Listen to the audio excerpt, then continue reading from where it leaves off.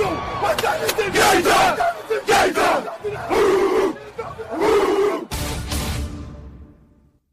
going to be a football game tonight now. No doubt. It's going to be a football game here. Okay. I done been here before. All right, let's go, baby. Play clock at 5. Pass is intercepted at the goal line by Malcolm Butler. Unreal.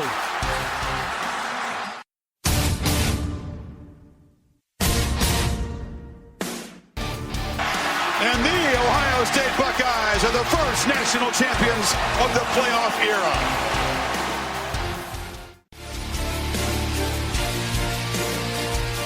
Ladies and gentlemen, football to football.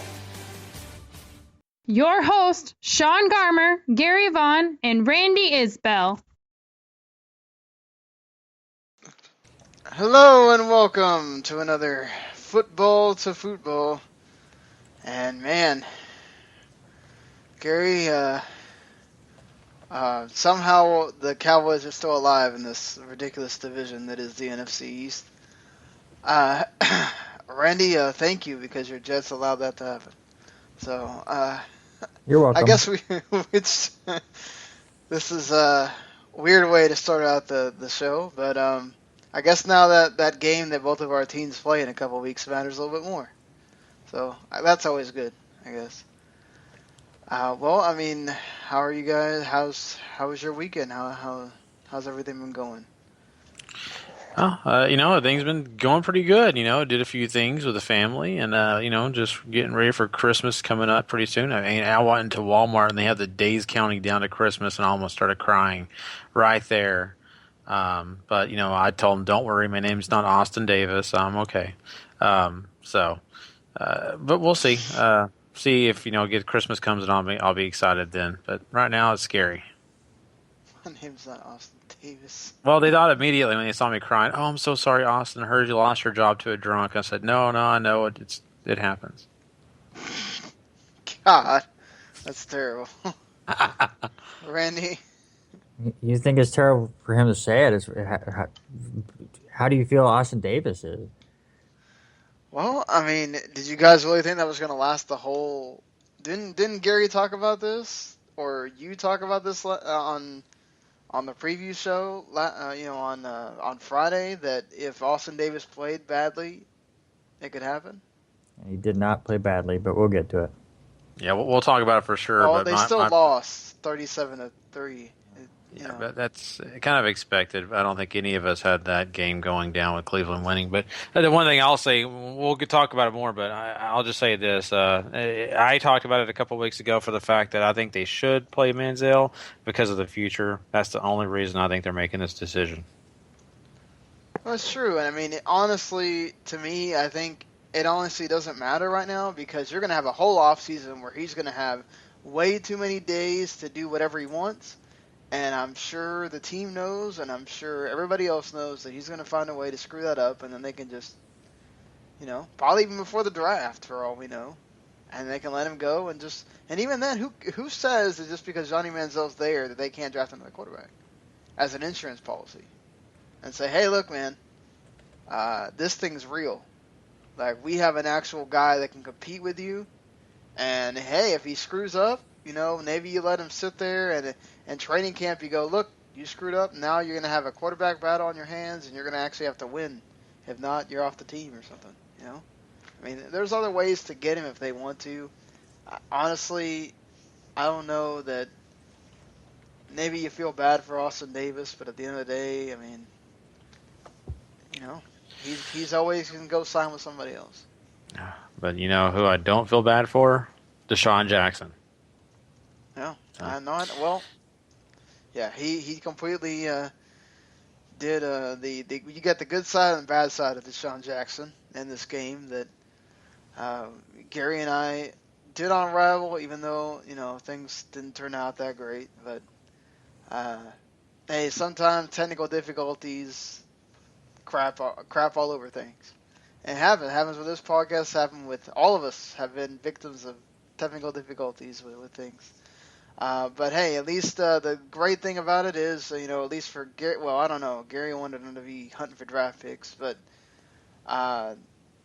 they're officially one game out of this ridiculous NFC East at 4-8 after they win 19-16 over the Washington Redskins. A game that was pretty much kind of blah for most. I mean, if you like defensive battles, this is what pretty much, I guess, what you could call it. Also, Cowboys again trying to find ways to lose with McFadden, the first time he's ever had a double fumble game. And two of them that really were not like what you would call like the fumbles that you usually see happen where the guy's just kind of running around and he's not, he's just holding the ball loosely or something like that. These are fumbles that it gets stripped when he's trying to sit on his butt so he can be down, or he's about to go down and the ball comes out. And then you get the same thing happens to Devin Street, and all three times the Redskins having to recover. Well, it was a fumble by the Redskins instead by Deshaun Jackson that gave the Cowboys their only touchdown, redeemed himself, did Mr. Darren McFadden. And then Deshaun Jackson goes and redeems himself with that touchdown that ties the game again. But then the Cowboys, at 44 seconds left on the clock, missed the most accurate kicker in NFL history, goes and kicks a 54-yard field goal to win the game. Gary, I mean, I don't know. There was some good things to take out of the game, but it's just, geez, not the way you wanted to win. No, not really. I mean, but this is really the tale of two teams who are struggling to, really do anything at all. And this has been the history of these two teams this year. We've seen the Dallas Cowboys. 7 Monday night games in a row that has come down to the last possession between the two teams. Yeah, and it has been nuts, and it's wildly entertaining. I mean, I don't know why anybody would watch Monday Night Raw when you got this stuff going on. I mean, it's just ridiculously how entertaining these games have been. But needless to say, the Thursday night games have not been that bad as well this year. So, but in this game, even though there was penalties and turnovers at the beginning of it, I mean, it was kind of a sloppy. Not the game you wanted to watch. The end of it was a blast, just because of entertainment reasons. I'm sure, Randy, if you got a chance to see it, you probably were a little bit more entertained because these teams were actually doing something at the end compared to what they were at the beginning. But it came down to really who made the last mistake, and that was really what it boiled down to. And the Cowboys were able to get a good special teams run, like it was Sean to that 40 or 50, and then after that, the Cowboys just had 30 yards to get a field goal range, and some penalties helped them there too. So this just boiled down to mistakes and who would win the game, and the Cowboys just happened to be the team that made the less mistakes. Yeah, definitely welcome to NFC East football. Who makes the least amount of mistakes wins the game. And whoever scores a touchdown first, apparently, for the Cowboys most of the time. But that's what I was telling Gary during the Rabble. It's this is ridiculous for this division, which the lowest anybody's ever gotten as far as a record and then gone to the playoffs is 9-7. As far as to win the division itself. Now, I think the Cowboys went 8-8 one year and got in wild card wise, but as far as the division, nobody has ever gotten less than a 9-7, and that just does not look like that's happening with these teams. It seems like it's going to be 8-8, possibly 7-9.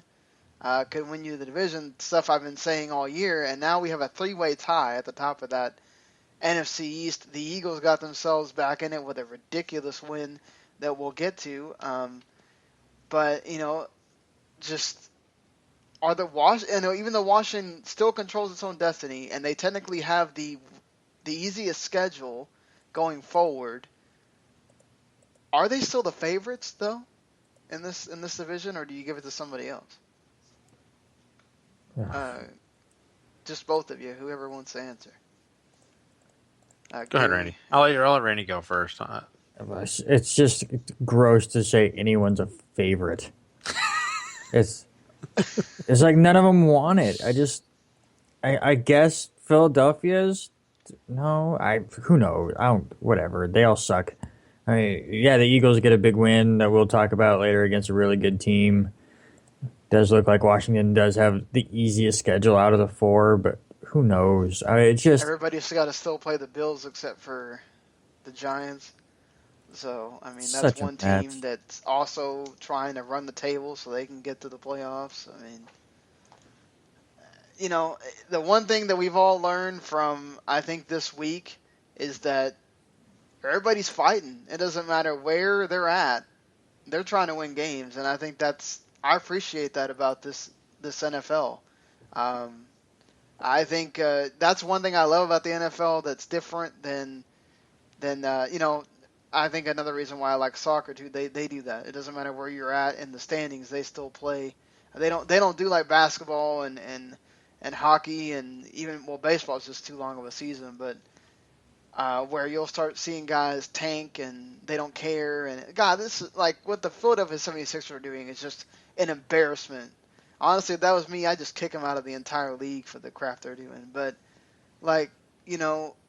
just the fact that the Spurs subs are beating your A team is absolutely ridiculous. But still, that to me this shows the Cowboys. That's the one thing they've done all year is they've get into so many close games, and this Gary and I were just going, oh well, here we go again. This is gonna be another one of those games where the Cowboys find ways to lose, and they almost did, but they got a break on that fumble and they made it count for once. Can they do it against Green Bay? I don't know. I don't have any faith. It's hard for me to get up for a game where had the Packers lost on Thursday, maybe I feel much better about it. And this is the one game where you can't blame Matt Castle. He didn't throw interceptions in this game. He didn't look the greatest or whatever, but, nobody did. Nobody did in this game. It was ugly. It was a defensive game. Castle did what he needed to do. Dez didn't show up till the end, but at least he showed up. Same thing with the Redskins receivers, really. They were covered for most of the game. If you're Dallas at all, do you really feel like you have life?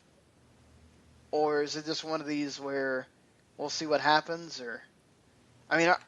Let's take the fandom out of it for a second. It's hard not to, but do you have any kind of confidence going into that game in Lambeau Field? Yes, it's a sort of revenge game from the playoffs, but there's no Tony Romo still. Looking at it from a player's perspective, I'm sure those guys feel like that they can beat anybody. Not because they're great, not because they're a record, but that's the way athletes are. They feel like they can compete. They feel like hey, we're going to go out there and we're going to fight as hard as we can. Now, just being objective, I think that they're not scared to go into this situation, but that they've got to have a little bit of that voice in the back of their head saying, how are we going to beat this team? Because we barely beat a team that it has little success to prove by. So how are we going to beat them? To be fair, Washington was 5-1 at home up to that point, and it's a divisional game. That stuff happens. But yeah, I completely agree with you. Just the high that Green Bay. That's what's funny. Both these teams are going to be coming off some crazy high of last-minute wins. Green Bay is also trying to. Even though I think Minnesota's going to wind up killing itself out because they have had two opportunities to play against elite teams that they need to beat. If you want to say you're a contending playoff team, you should be able to beat these teams. And they go and lay eggs. And I don't know. I just worry about running into the buzzsaw of the Green Bay Packers. Yeah, and you should be because of this reason. Aaron Rodgers has more time than any of this other guys have had to sit here and study. And if Aaron Rodgers sees a few things that he really likes, he's going to take advantage of that. Compared to some of these other quarterbacks that may not be able to, Aaron Rodgers can exploit you really terribly. The Lions have competed, but the Lions know Aaron Rodgers very well. The Dallas Cowboys don't play Aaron Rodgers every single year. All right, exactly, but. Yeah, I think we kind of, really honestly, it kind of came down to that last part of the game because most of the rest of the game is really, there ain't a whole lot to talk about. But let's move on now to the rest of this NFL Week 13. And man, what a week it was. I kind of alluded to it, but every game, it was somebody fighting. it was there was I mean there's obviously some blowouts that we're gonna talk about, but a lot of these games still close to the last minute, or shootouts happening, or just overtime games. And one of those overtime games, Randy, your Jets. I've heard a lot of.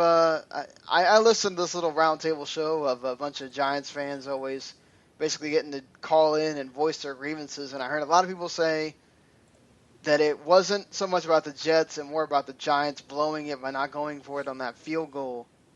Do you think that's the case, or do you think the Jets really won the game? Well, I mean, I can understand it's an interesting play call that goes down there.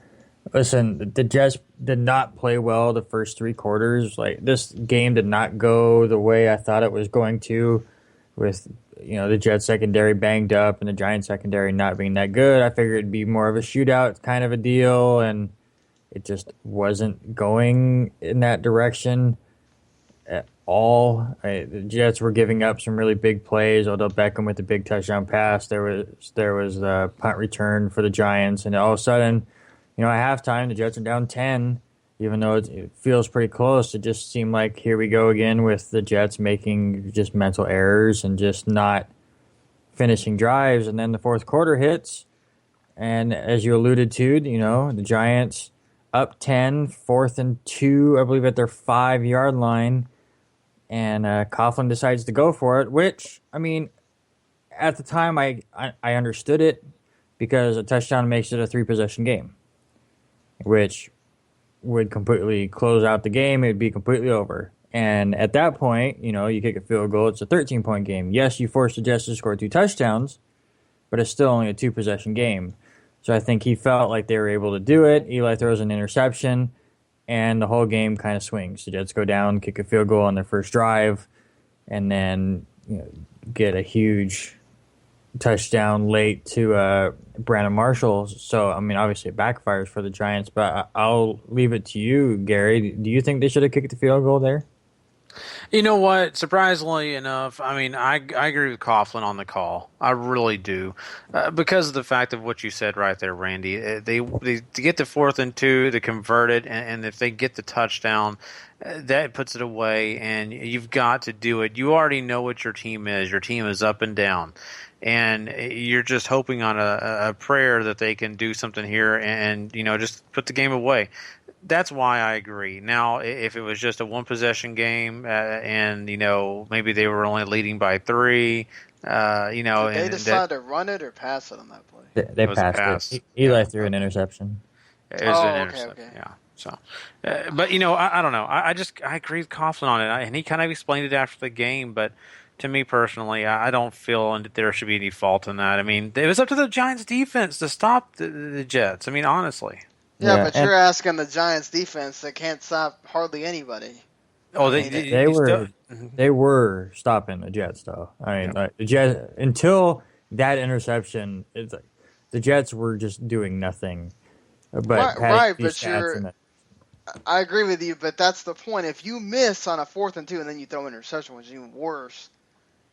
If you just kick a field goal, you have a 13-point insurance at that point. I think it's different if you're trying to run out the clock and you go, oh, okay, the game is completely over if we just make these 2 yards. Instead of, okay, well, there's a difference. Like, I think there was a point in the first half where he goes for a field goal instead of going for it or something. And, I don't know. I just think you're proving my point. I think you're proving my point because of the fact that the 2 yards was the difference into putting it on your defense's back or winning the game. And you knew your defense wasn't that good. Really. I know, but you're asking them to have to go in there and score 13 points. I mean, that's not when their offense wasn't working. I don't know. Just to me. Well, it's one of those. It's a Monday morning quarterback deal. Obviously, it did not work out, so everyone's going to think it was terrible. But if it works, then he's praised for taking the gamble. And listen, the interception looks bad, but I'm not putting that on Eli. At that point, you had to get rid of it or take the sack. So he tried to force it into a small hole. It gets tipped and intercepted, and It wasn't like a huge return or anything. But yes, it does swing the momentum. So going to overtime, and that's where things get just weird. Ryan Fitzpatrick at that point just went, Brandon Marshall, let's go, and started picking just on him. Brandon Marshall, 12 receptions, 131 yards, and that big touchdown to tie it. They go down, get in the field goal range, can't quite finish a drive, finish with a field goal. The Giants then move down the field, look like a perfect pass to Odell Beckham, but it's just slightly out of his reach. And this is on 3rd down and 2. And just out of his reach, and Odell gets frustrated and stands there and decides to kick the ball out of frustration. So that's a 5-yard penalty for a delay of game, and their 4th and 2 turns into 4th and 7. Luckily for him, he is the one that converts the 4th down, however. But the 5 yards turns costly as they then go 3 and out from that point and have a longer field goal, which it ended up, a 48-yard field goal, which made me smile because the commentators got on there and said, Josh Brown has not missed a field goal all year. And gave him the old commentator curse, and he misses it wide left, and the Jets get a much-needed win. Just crazy game. But Sean, I'll ask you, because it's tough for me to pick, but the Jets have had 2 of their new acquisitions set records over the last 2 weeks. Last week, Ryan Fitzpatrick became the first person in NFL history to throw 4 touchdowns in a game for 4 different teams. This week, Brandon Marshall became the first receiver to record over 1,000 receiving yards in a season for 4 different teams. My question is, which is more impressive? I would say Fitzpatrick's is more impressive. Catching touchdowns from multiple teams. We've seen that before. Maybe not 4, but I think the throwing that many for that many teams is a little bit more impressive, even though it says something about Fitzpatrick, but still,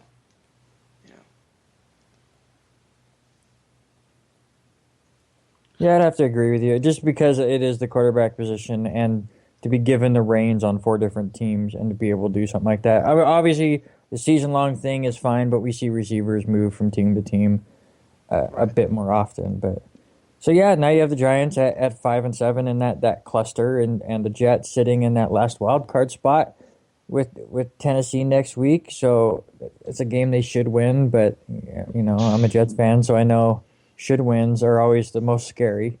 And the thing I laugh about is you're right. I mean, looking at it, the Jets and Cowboys game in 2 weeks could really have ridiculous playoff implications. I'll tell you what. After watching the sorry, I was going to say a month ago we would have never thought it.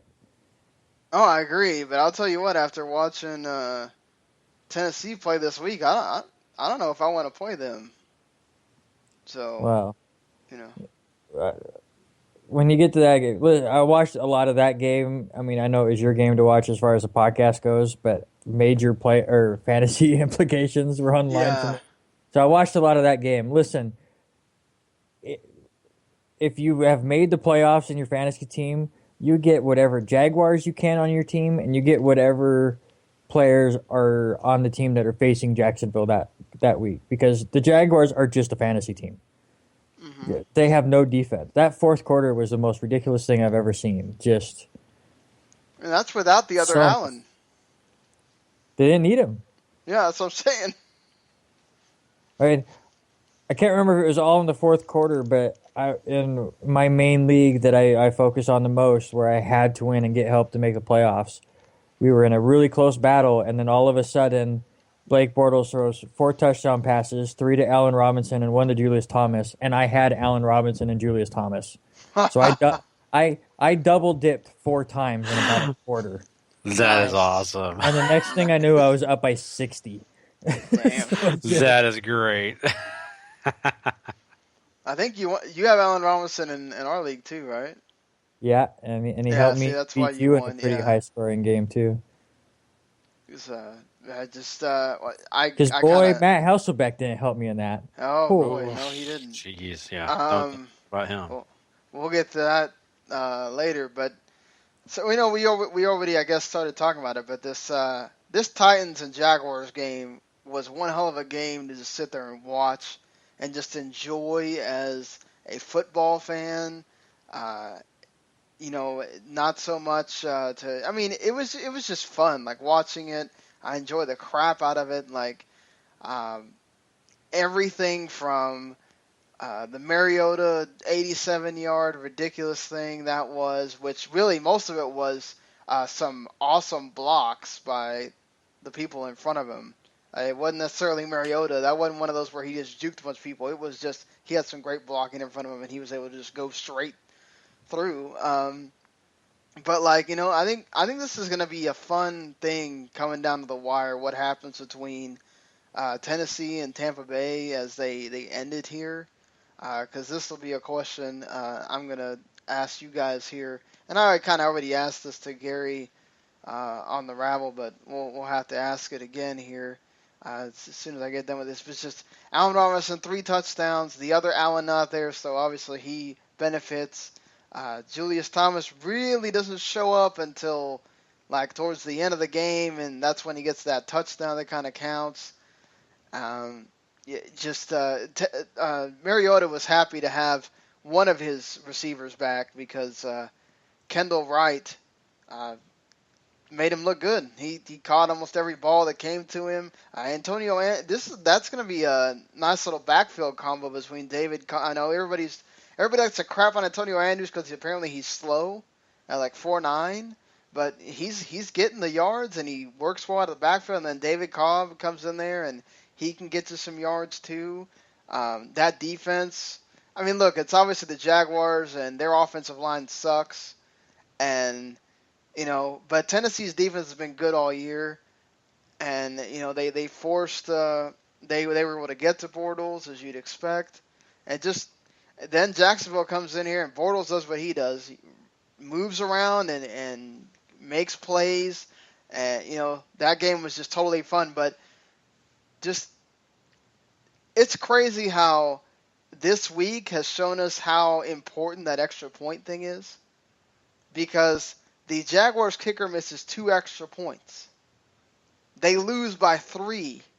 And in one of those situations, they have to go for 2 because of the extra point, and they don't get the 2-point conversion either.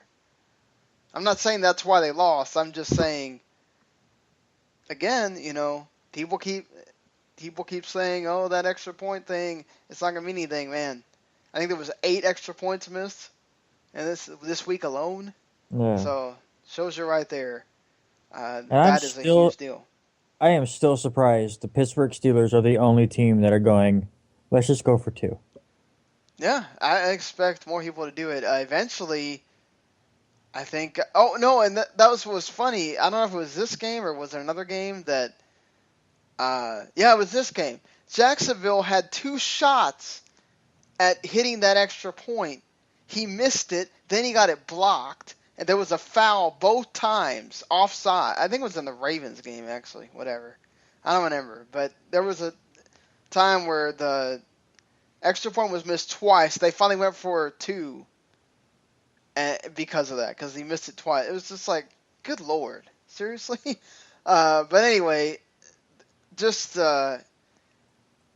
say Mariota, let's say he goes 3 for 4, and maybe Tampa Bay... they falter a bit or something.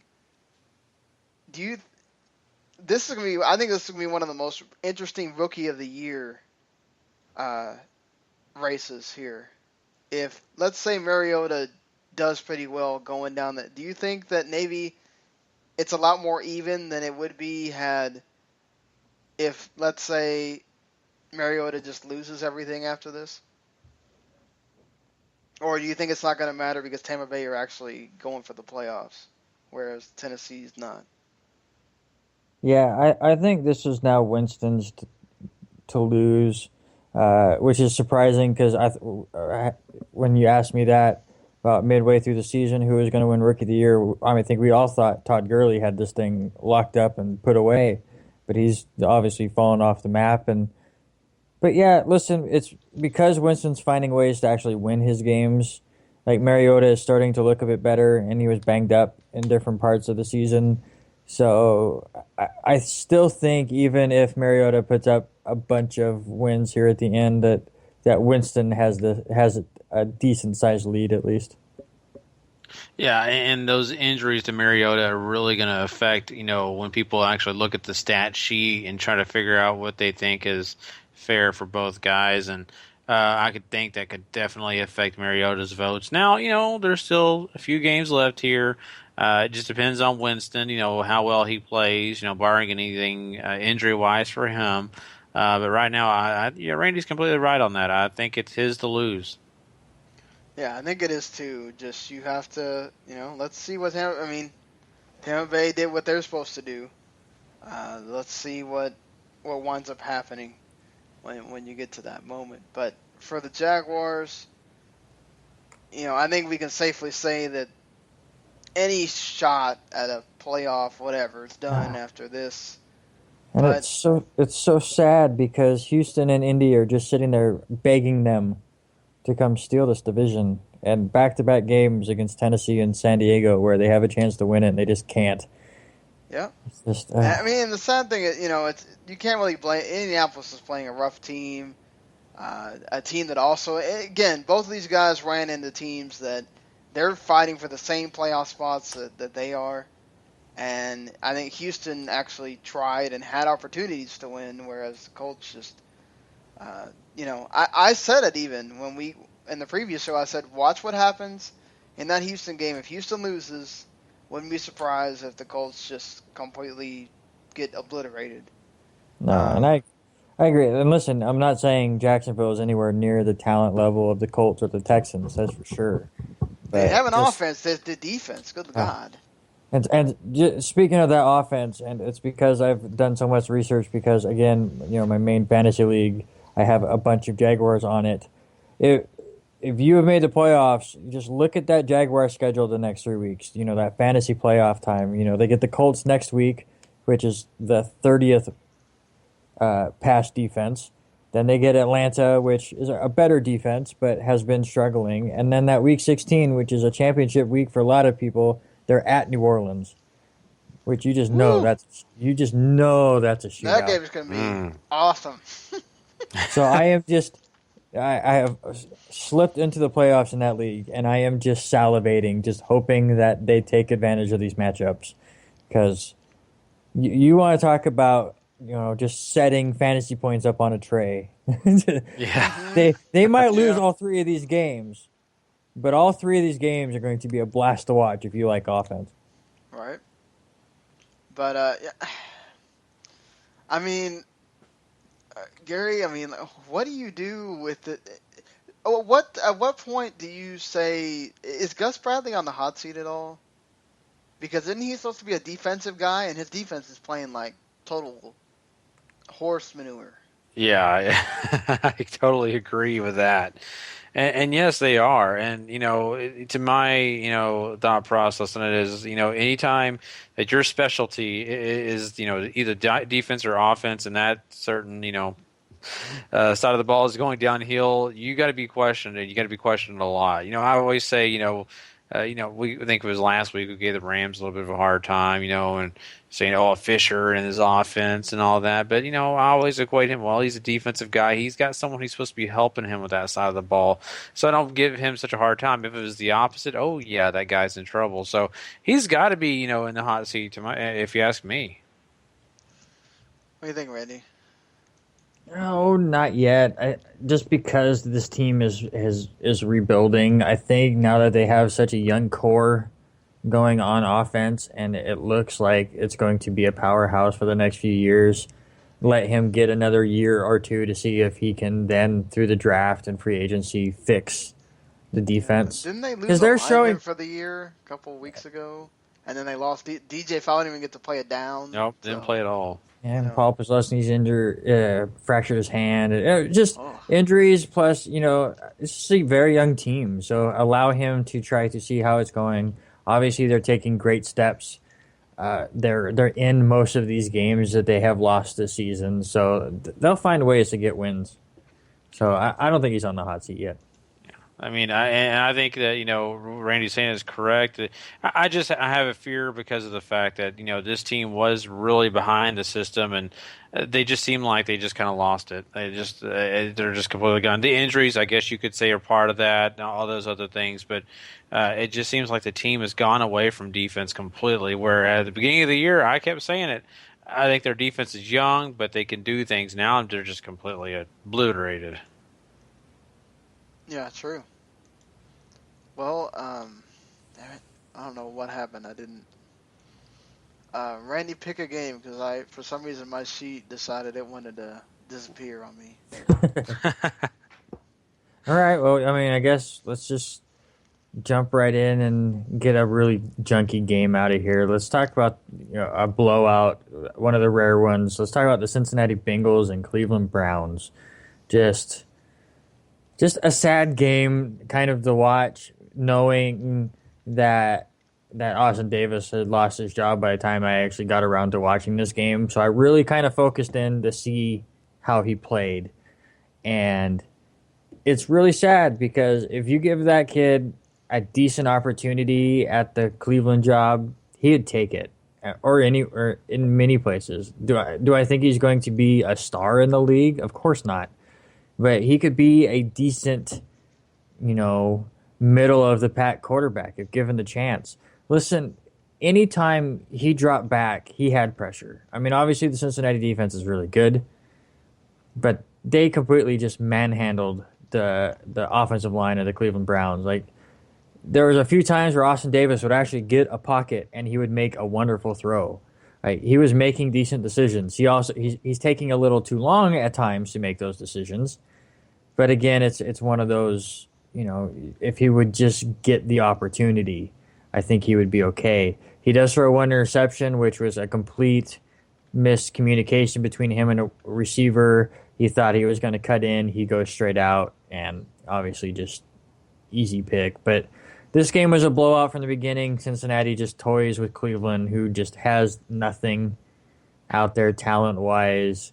A.J. Green has a good game. Marvin Jones has a good game. The surprising thing is Jeremy Hill gets 22 carries to Giovanni Bernard's 5. And that's my question to you, Gary. Is that a sign of things to come, or was that just we're blowing this team out, so let's see if we can get Jeremy Hill rolling?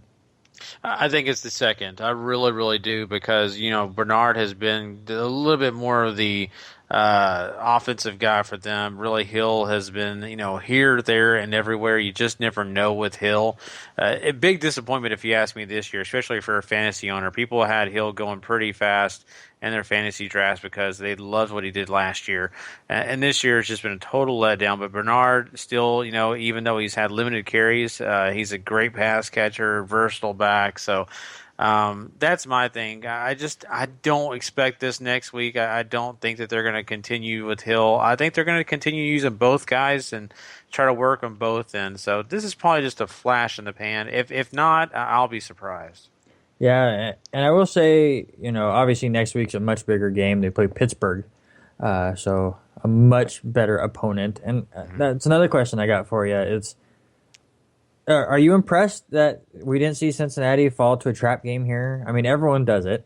I mean, we saw Arizona lose to St. Louis earlier this year. Cincinnati, historically, since Dalton's been there, that's kind of what they do. So yeah, it's kind of a bigger deal for them. Yeah, are you guys surprised that they go in here and don't overlook this Cleveland Brown team and completely just stomp them into the ground?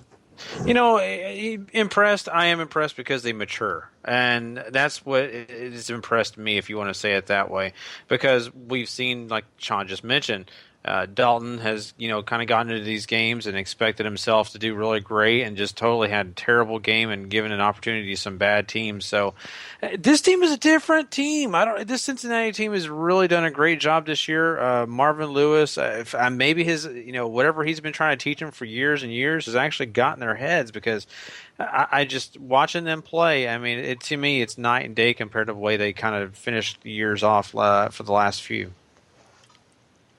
Yeah, and I'd be curious to see how that kind of rolls with them in the playoffs. Which, I at think the I think we're moment, going to see a lot of what Cincinnati is when they play Denver in a few weeks.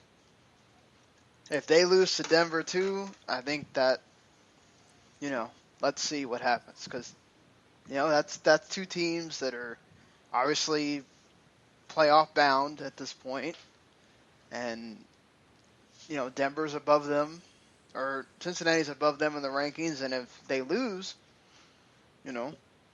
that could be Denver getting that 1 seed. So yeah, absolutely. So, I mean, just on the other side, real quick, I think I've made my point clear that I feel bad for this kid, Austin Davis, that, he was asked to go in there. He does a great job getting them back in the game against Baltimore and then plays decently against a very tough Cincinnati game. But because it's Johnny Manziel and people clamor for him, he's getting benched for him. So, Sean, do you really think Manziel's the answer here? look, I like Johnny Manziel. Um, you know, I don't. I honestly think Manziel's gonna be one of these guys that. I talked to Randy about it a little earlier. I think Manziel's gonna have to get under a coach that is gonna be in his face about, hey, dude, I'm watching you. You screw up one time, you're gone, and I'll make sure nobody else hires you. Like it's got to be one of these where somebody, he sits behind somebody else for one thing, and he learns, and he's not gifted this opportunity. Now, let's be fair. If McCown didn't get hurt, who knows if we're even talking about Manziel not being benched at all. I think the fact that the team knows, again, McCown's old. He's not a guy that you're going to have if you really want to go somewhere. Austin Davis is not that guy. You're paying Manziel this money.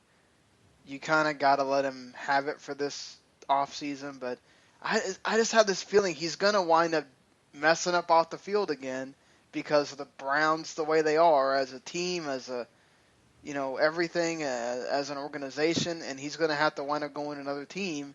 And if that doesn't get him right, we were talking about Manziel just not working out in the NFL. It's funny, Sean, you said you'd love to see him under a different coach, and I totally agree with that. It would just be an awesome experience to see him under a guy like... Just not the Dallas Cowboys. Just not. Yeah, I totally agree with that. No, not the place. No, I'm talking about, Belichick. I'm talking about Tom Coughlin. Those kind of coaches who don't care what you say, what you do. If you're not helping the team and you are hurting their image, if you're hurting them in the games, you're gone. And I think that Manziel would believe those guys when they talk to him compared to other coaches and other people in this league that would say something, but he knows truly they can't do anything about it. Those other teams, coaches could, because those guys are known for that. So it'd be very, very interesting to see. And I just want to say one thing about Austin Davis. He is a talent, and I joked a little bit about at the beginning of this podcast about him being upset, but this kid, he is right in the middle of the pack, like Randy said. He's a good quarter. I think he's going to be a great backup quarterback for any team in this league if they want him. So that's why I think he can make his money. I see what you're saying, but this is his second stop. Obviously, he didn't get the run out that he got in St. Louis, but we'll have to see. I mean, it's always good to have a guy that's sort of more reliable out there. If you need a backup or whatever, that's not a Christian Ponder or somebody that is just going to be bad. So, I hope he one day gets his shot, and who knows, he could be one of those journeyman quarterbacks that works out. But, he's just kind of in a bad situation. Mm-hmm. But, so we move on, Gary. This is the first time you're really, covering a game that's not, Cowboys or whatever for us here. And I watched the Patriots and Eagles game, so we can kind of both talk about that as we get to it. But I didn't watch anything of these Arizona Cardinals and Rams, and at least it was different the last time they played. Arizona, again, kind of like the Bengals and Browns. Gary, what'd you see? It kind of looks like Arizona just went in there and said, "Well, we're not letting you hang around this time." Yeah, basically. I mean, and this game did not turn out to be anything where, barn burner or anything like that. I mean, really, honestly, when we started talking about this game in the preview, I think all of us kind of expected the Cardinals just to walk in there and walk away with a 30-point win or something. Because, I mean, really, the talent and everything has kind of depleted away from what St. Louis once was. Especially, at the beginning of the year when we thought, well, they're not going to be great, but at least we know Todd Gurley's going to be good. Nick Foles, hey, he's got potential. No, sorry, that's gone too. So, no, in this game, I mean, it really started out kind of, slow. Really, the Cardinals got on the board first, and from there, really, I mean, it pretty kind of progressed. But I mean, you look at this game, and really, it just boiled down to the defense. Really, Arizona controlled most of everything that was happening. Really, no success with Todd Gurley. Just had a very low, points in fantasy for any fantasy players because of the fact that really they just swarmed him.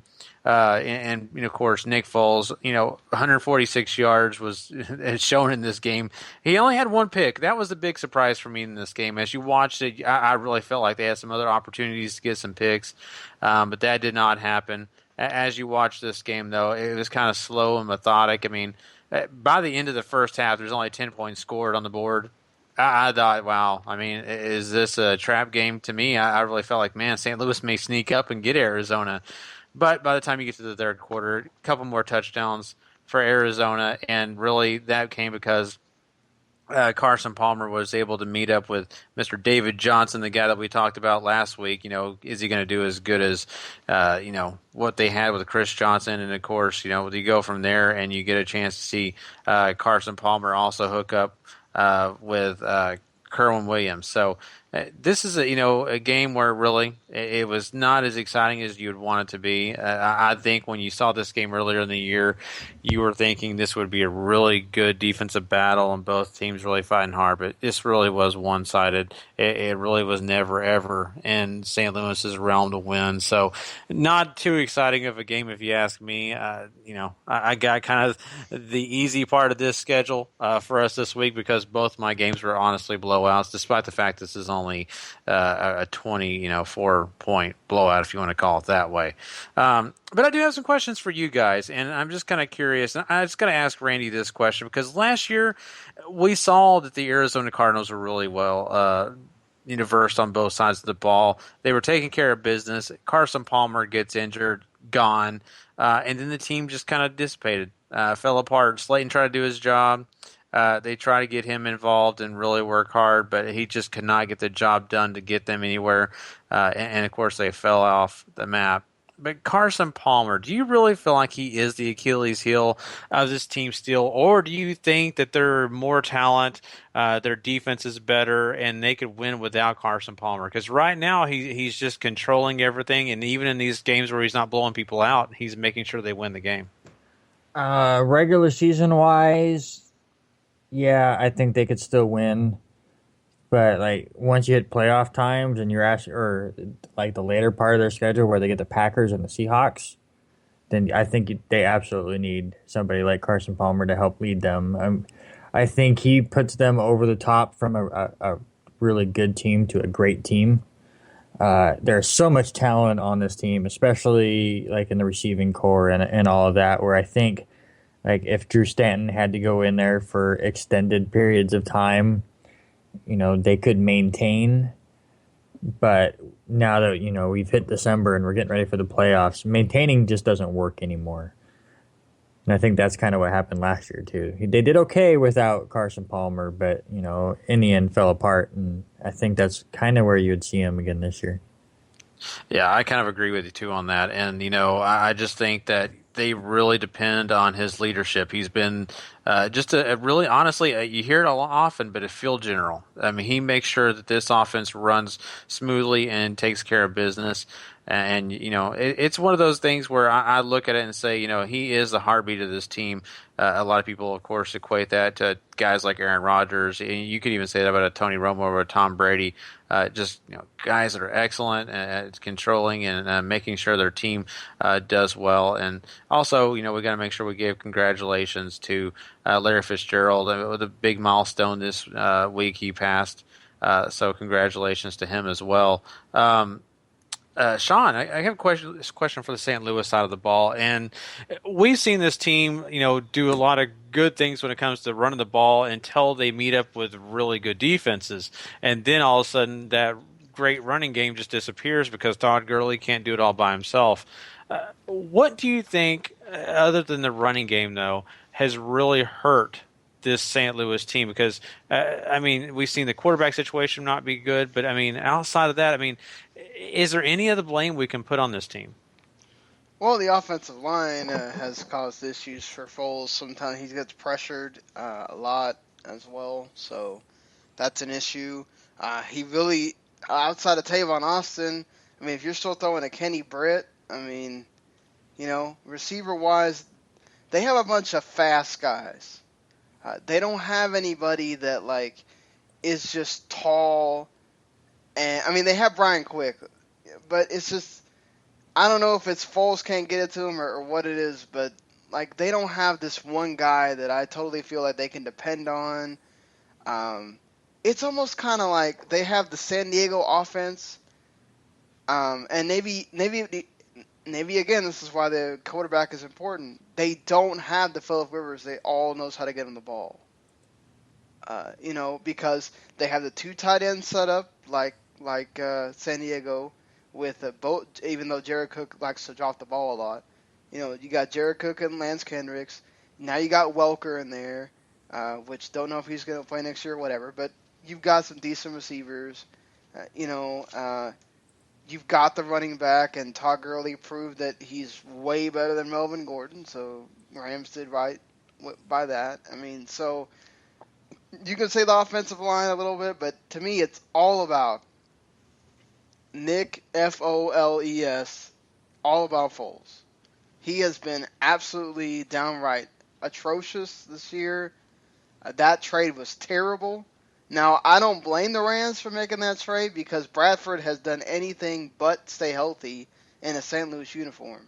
So maybe, the change to green all of a sudden, fixed all his injury issues or whatever. But to me, you have got to go do something about your quarterback. Whether you go find one in free agency, I don't know who's going to be out there at the end of this season, or you go draft one. But Nick Foles is not the answer. Let him go. Absolutely let him go. Don't even have him there as a backup. Do not even have him there as a backup.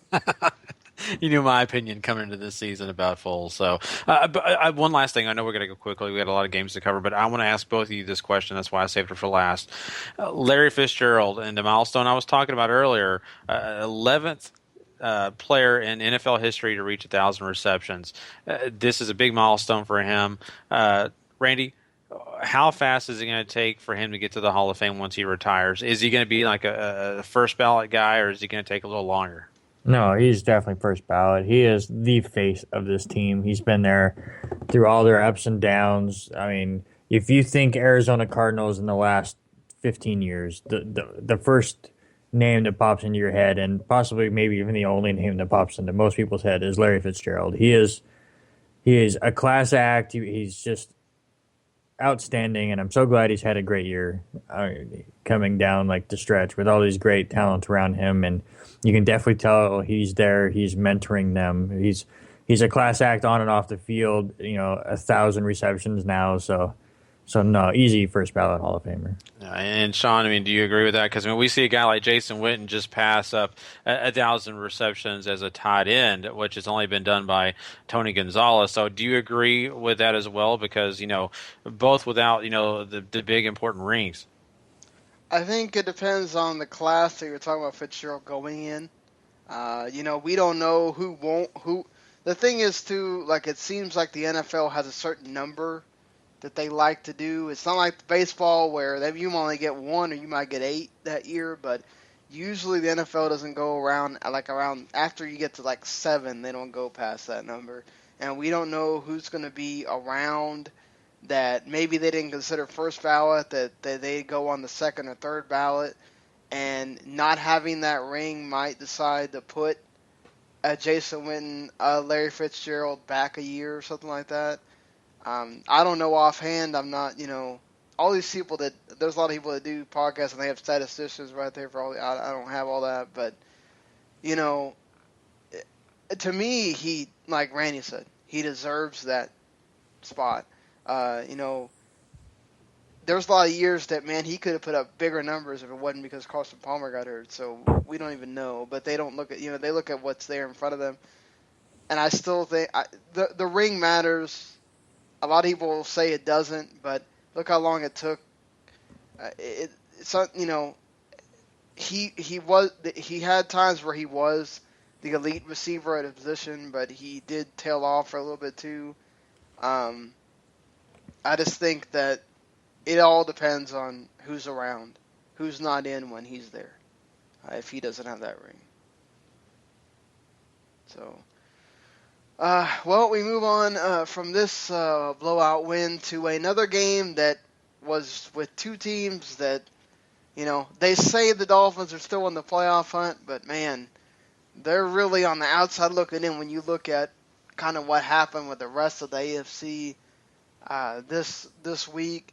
The Dolphins do get a win, a much-needed win, and now that game against the Giants on Monday night, I don't think the Giants wanted to see the Dolphins win that game because now it means a hell of a lot more in Miami. And even though Tannehill was saying that, hey, we scored 15 points this week and that's all we needed, you got lucky, Miami, that Justin Tucker missed that field goal. The defense played really well. I'm not going to say that this was a total just bomb effort, but you scored you got a pick six off a tip pass from Schaub. The other interception you got was another tip pass from Schaub, and then you scored a 38-yard, really good-looking touchdown to Devontae Parker on the next play. So all your points come basically off of the turnovers that, again, we're not like what Schaub threw in the Browns game where it was like directly to the – it was just things that happened. And then that's all. That's it. It was 15-3 at the end of the half. And then in the second half, 61 yards of total offense by the Miami Dolphins against a Ravens defense that has been pretty bad the whole year. Okay? And then you're going to tell me that that's okay. And, Lamar Miller went over 100 yards because basically they just said we're going to run the ball the whole time. Jarvis Landry gets 5 yards. 5 yards, guys. That's horrible. Ryan Tannehill gets 86 yards. Horrible. Just maybe Bill Lazor wasn't so bad, right? Yeah. Ryan Tannehill said he wanted to be able to check out of plays and do all this other stuff. I don't know, man. I don't know. I know this is the first game and whatever, but this is the perfect game at home against a defense that isn't that good for you to prove that it was all Bill Lazor and I was constrained in Bill Lazor's offense. I don't know. Maybe I'm starting to come around to Gary's idea that Tannehill just isn't that good. Well, I mean, you rag on this Miami team, but they have the exact same record as all of your leaders of the NFC East. I'm not saying that. I'm just saying this is a game that the Dolphins should have went in there and absolutely tore the Ravens apart. No, I'm not disagreeing with you. The Dolphins look terrible. But I'm just saying they would still be leading your NFC East. Just a little rag on you, a little bit. It's okay. Yeah, that's with their supposed lead quarterback. So, we're not talking about Romo playing for the Cowboys here. They're just making room for RG3 or Colin Kaepernick next year. Yeah. No, but I mean, honestly, it's just he has a lot. To be fair, Rashard Matthews was out, and I don't know what like Jordan Cameron is he is a drop machine. That's all he seems to do for the Dolphins. I mean, I think Devontae Parker's gonna eventually become a big deal for that offense, and it's just going to make them more talented. But, to be fair, Schaub did move the ball, and, when he wasn't getting sacked, he did move the ball. He moved it in very, constrained ways. It wasn't, throwing bombs down the field or nothing. It was just short things to Buck Allen, who looked really good in this game. He got over, I think, like 107 yards receiving. One of them is because he made this like 40-yard touchdown off of just catch there. But, he looked good. Kamar Aiken had some drops, whatever. But the Ravens still don't look that bad. Just, you have to wonder if Joe Flacco would have won him that game. Maybe got him in a better position there on the that last drive so that Tucker wouldn't have to kick a 55-yard field goal. But, again, credit to the Dolphins defense. They played a hell of a game. Olivier Vernon had 2.5 sacks by himself. That guy's been a beast this year. I think he's played better than Sue, honestly. But, it is what it is. I think I don't even know what to say about the Ravens. Again, I still think that they have good pieces to look for next year, but we'll have to see what goes on. But it makes that Monday night game so interesting now that I don't think it would have been had the Dolphins lost. So let's see. Good God, what happens? Do you think Tom Coughlin's done in New York if they don't make the playoffs? I think we say that every year, and every year he sticks around. So I don't know. I've been hearing it. So to me, he's a coaching vampire. He's never leaving. In all honesty, I mean, I asked that question, as well, and Randy's right. It's every year. You think, okay, they haven't succeeded, they haven't won, but you look at what he does and the way that he gets his team going. And sure, they haven't had a great year, but you know what? At one point they were looking like the strong point of this division, even though that's not good, but still better than anybody else did. And so you've got to look at all the success he's had with him, and it's hard to get rid of a guy that's had that much success, especially when he's usually right there contending for the top spot in the division. True, but I mean, it's like game management stuff that comes down to the coach. I know you can put a little bit of it on Eli and whatever, but coach makes those decisions at the end of the day. If you have too many more of those, I don't know how you can excuse it when you're in a division that. Maybe not at the beginning of the season, but at this point, it was quite clear you should be leading this thing. And you lost a lot. And now you got Carolina still you got to play. I mean, I don't know about Minnesota anymore, but, just we'll see. This is going to be interesting for the Giants with these 4 games they got left. And who knows where the Eagles are going to be when you get to that last game of the season. But anyway, let's move on. To another game here, another team that, man, Atlanta. Remember when Atlanta beat the Cowboys and we all said, man, Randy, our pick of Atlanta winning that division looked so good right then. And boy, have the mighty fallen. 6-6, lost 5 out of their last 6. Jeez. What the hell's going on? Just a lot of turmoil right now on that team. There's talks and rumors of Matt Ryan and the offensive coordinator being, at odds with each other. Obviously, Julio Jones is upset with his production in the red zone and them not, trying to just throw it up to him and let him do his thing.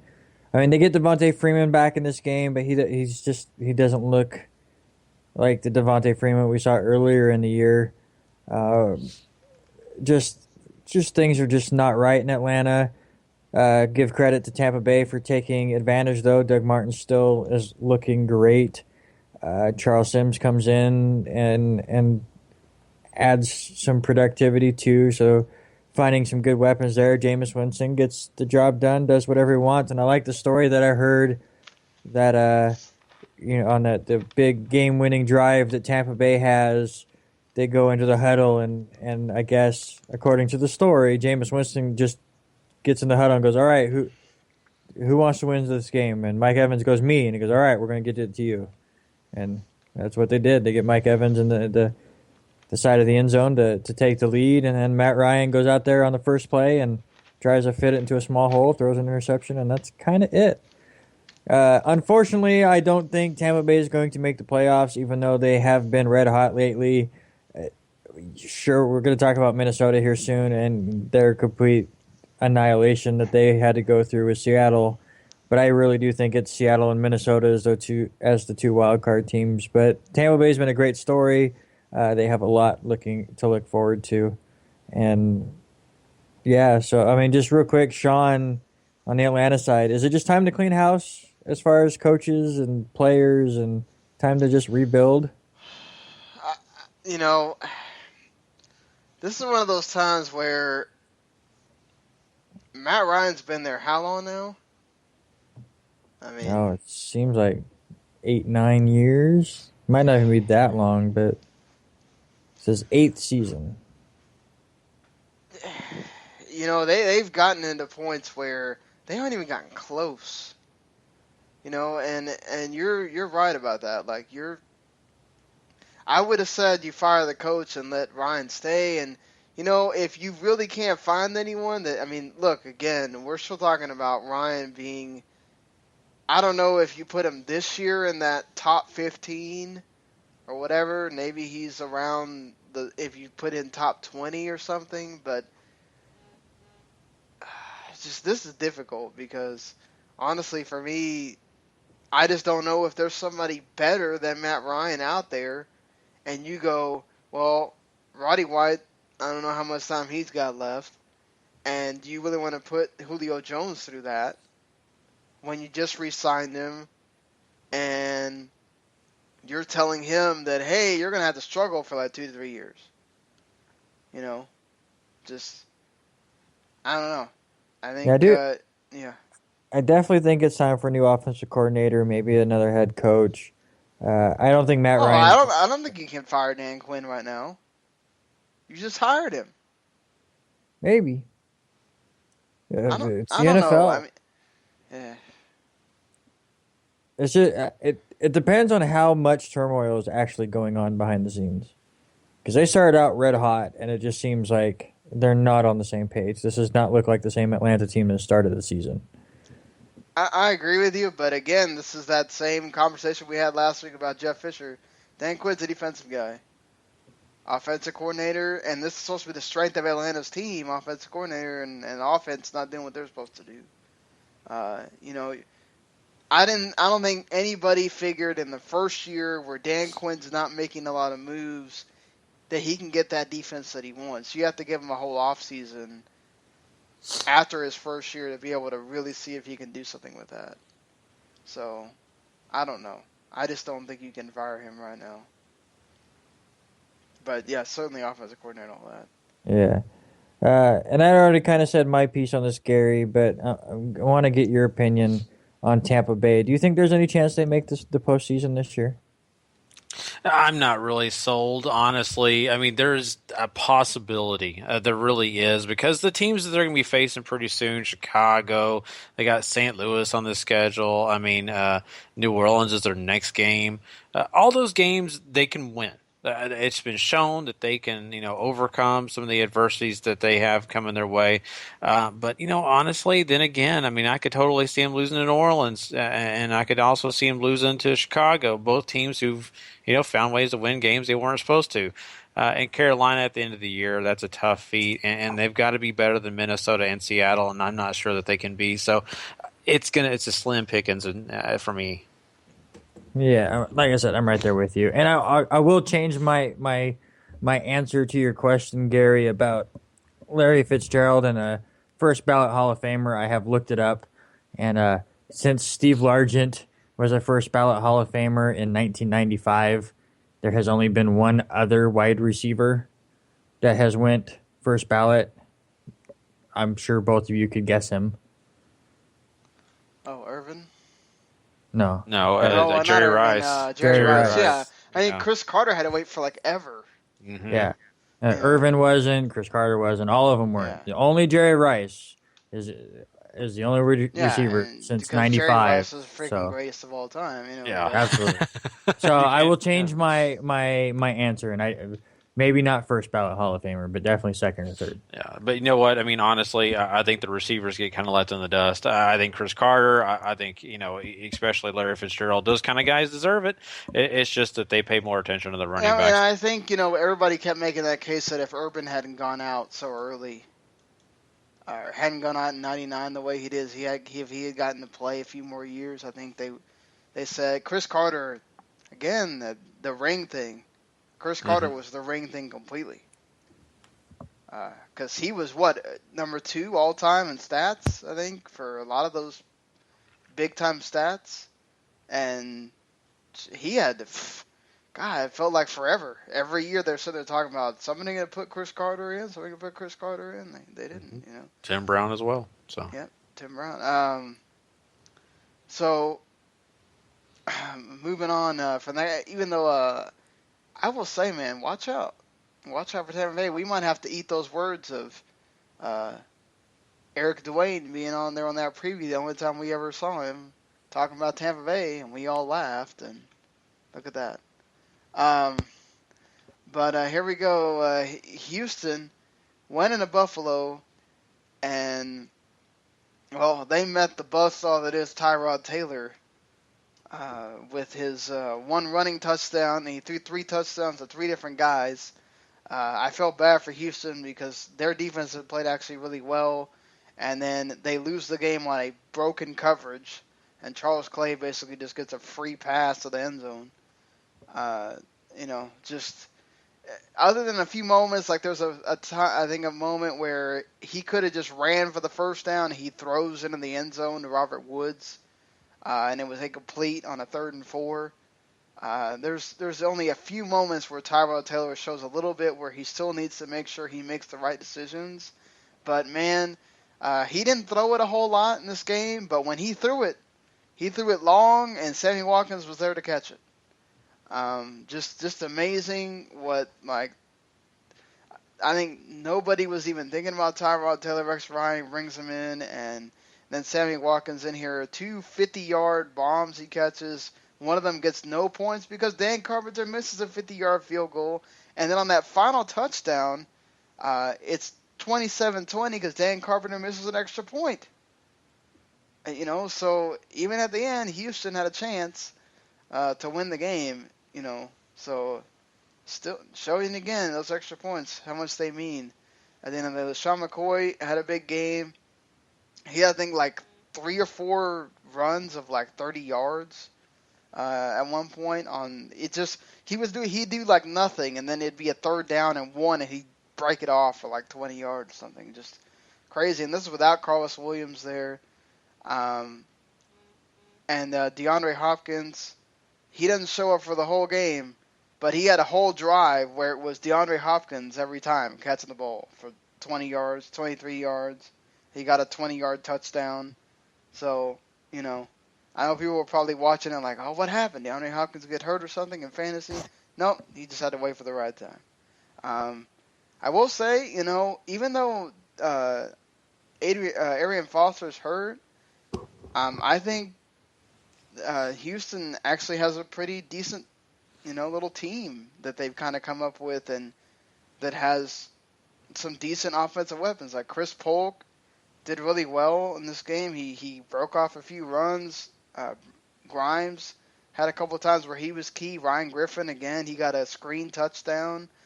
Cecil Shorts, also just somebody that Brian Hoyer really looks to. Just Houston had a lot of dumb penalties. And the thing was, they had penalties, and then it'd be like a holding call. They get 2nd and 18, they get all 18 yards. I mean, it was crazy. I'd sit there and go, okay, well, my headline's going to be Houston, and they didn't have all these dumb penalties, they would have won. Well, they kept overcoming all the penalties that they made. So I think it just came down to, Houston on that last drive. To me, it was on the offense because the defense played pretty well. But then again, the defense had the broken coverage that gave him that touchdown. So, Gary, I mean, on the last drive, Houston goes 4 straight passes, all incomplete. Are you blaming this on the defense? Or are you blaming it on the offense for Houston? On a game that, again, could have put them in the division by themselves. Surprisingly enough, I am kind of putting this more on the defense. I mean, I really thought that they were stepping up, here at the end of the season, and they were making a case for themselves. But to me, they set themselves up to have struggles. That offense, it does well, really based on how DeAndre Hopkins plays. Let's be honest. I don't care who the quarterback in there is DeAndre Hopkins gets the ball, things happen. The rest of those receivers is just like whatever. So the offense, to me, it's a little bit more hampered at times compared to what the defense has been doing. And watching this game and seeing what LaShawn McCoy was able to do against them, it really makes me, think, man, that defense, if they could have just controlled LaShawn McCoy, if they could have made a few things, they allowed Sammy Watkins to catch some great passes. So I just look at that defense and say, man, y'all were kind of the strength of this, y'all were kind of the backbone. They kind of let them down. All right, fair enough. Randy, looking at every position on the skill position in the offense, are the Bills the most dangerous team in the AFC? No. No. I mean, they're not even the most dangerous team that's not in the playoffs right now in the AFC. You just look at the other teams. Cincinnati's scarier, Denver's scarier, Pittsburgh's scarier, Kansas City out of nowhere. I mean, yeah, I thought they would make the Super Bowl based on their defense, but their offense is scarier than Buffalo's. The Jets, when healthy, are scarier than Buffalo. All right, listen, I like what Buffalo's been doing the last couple weeks, how they've kind of toned down the work for Tyrod Taylor. He throws the ball only 21 times, and they're really relying more on that running game, and then the big threat of Sammy Watkins to really kind of spread things out. So they are coming up with a good game plan, but no, they're far from the scariest offense in the AFC right now. All right, fair enough. Well, we move on to what was supposed to be our game of the week, but Seattle just went in there and said, well, guys, I'm going to make it easy for you. Seattle, whoop on the Vikings. I mean, Seattle is doing it again. I don't like it. Hey, it's that time. I mean, Seattle's just, they know when they're like,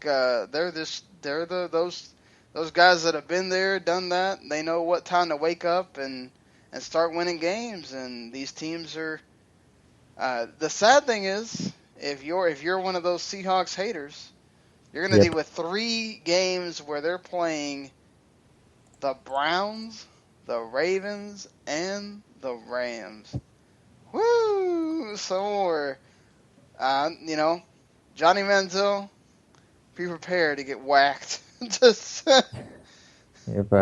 Welcome to the postseason, Seattle, and I think I have started to figure out why the division leader of the NFC East is 5-7. I think all 4 of those teams have realized that Seattle is on fire. They will be the number 5 seed, and whoever wins this division gets to host Seattle in the first wild card game. None of them want that, so they're just going, never mind, give me a draft pick. Because Seattle is red hot. Russell Wilson looks amazing. He's figured out how to stand in a pocket, even at his short height, and just light teams up. I mean, he just picked Minnesota apart, whether it was Doug Baldwin or Tyler Lockett, finding his running backs, Rawls and Fred Jackson out of the backfield. I was talking to somebody today, and they made a great point.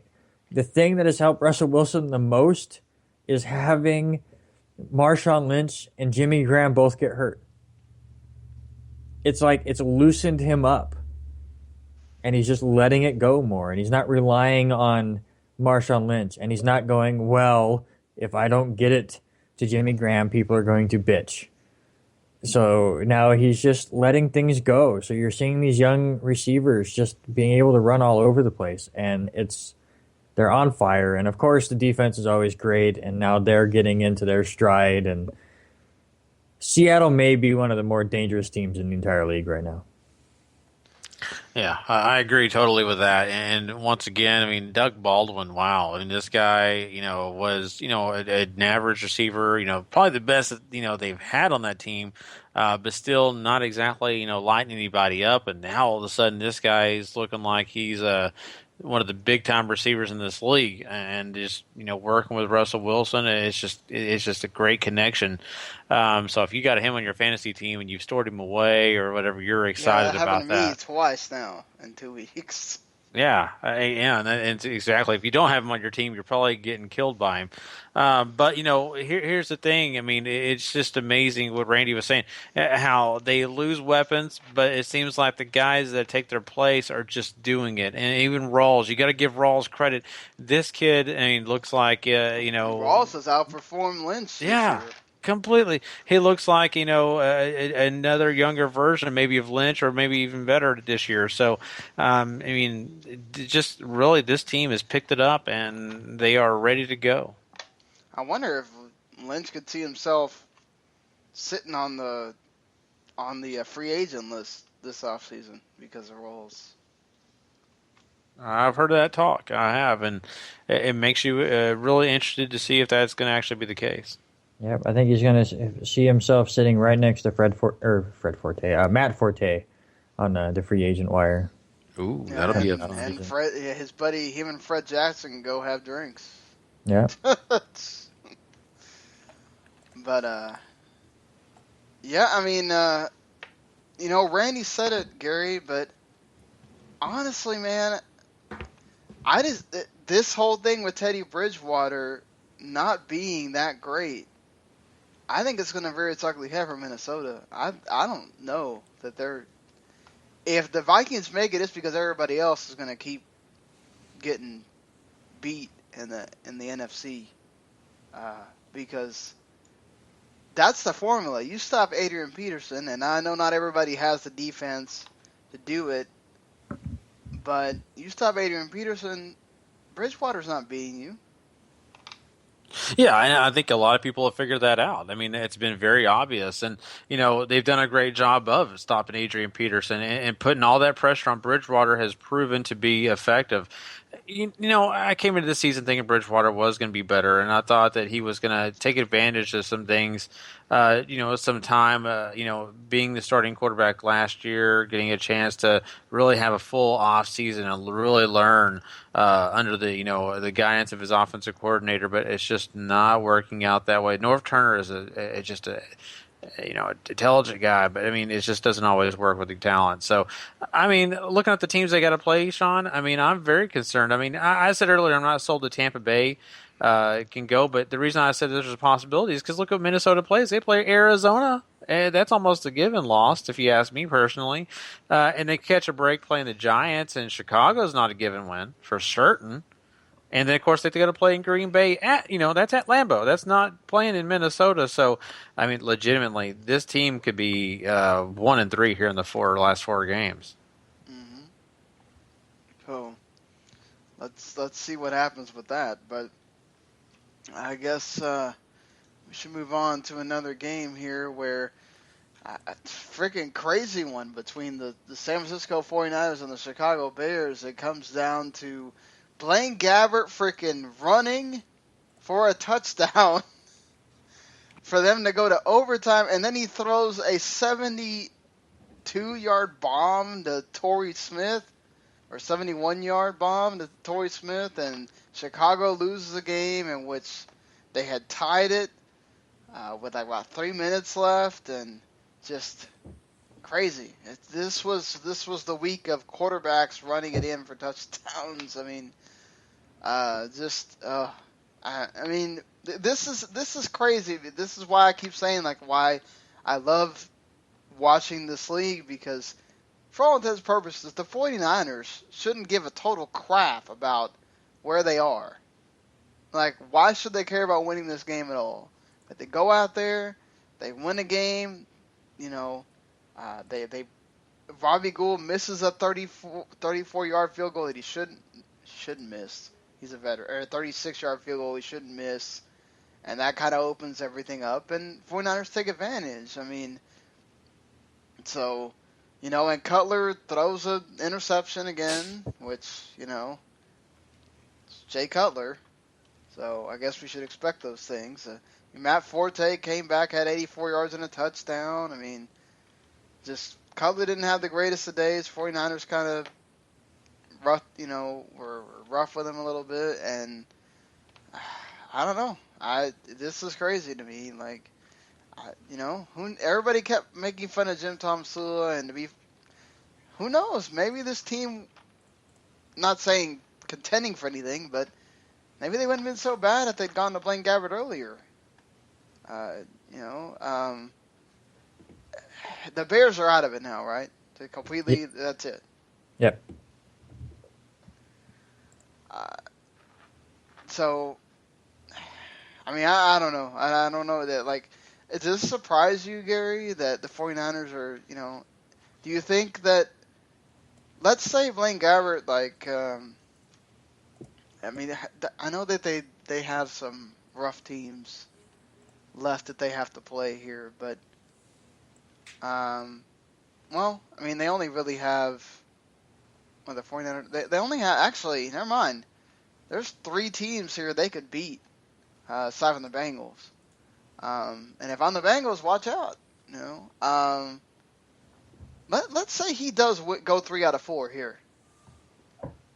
Do you think Blaine Gabbert maybe wins himself a job? It's a possibility, for sure. I mean, he would be a guy that definitely could give them potential. I don't know for a fact, but I mean, I do feel like, you know, hey, if he has the, you know, the momentum going into the offseason, he's got a great shot, and I think they're going to give him every opportunity to do it.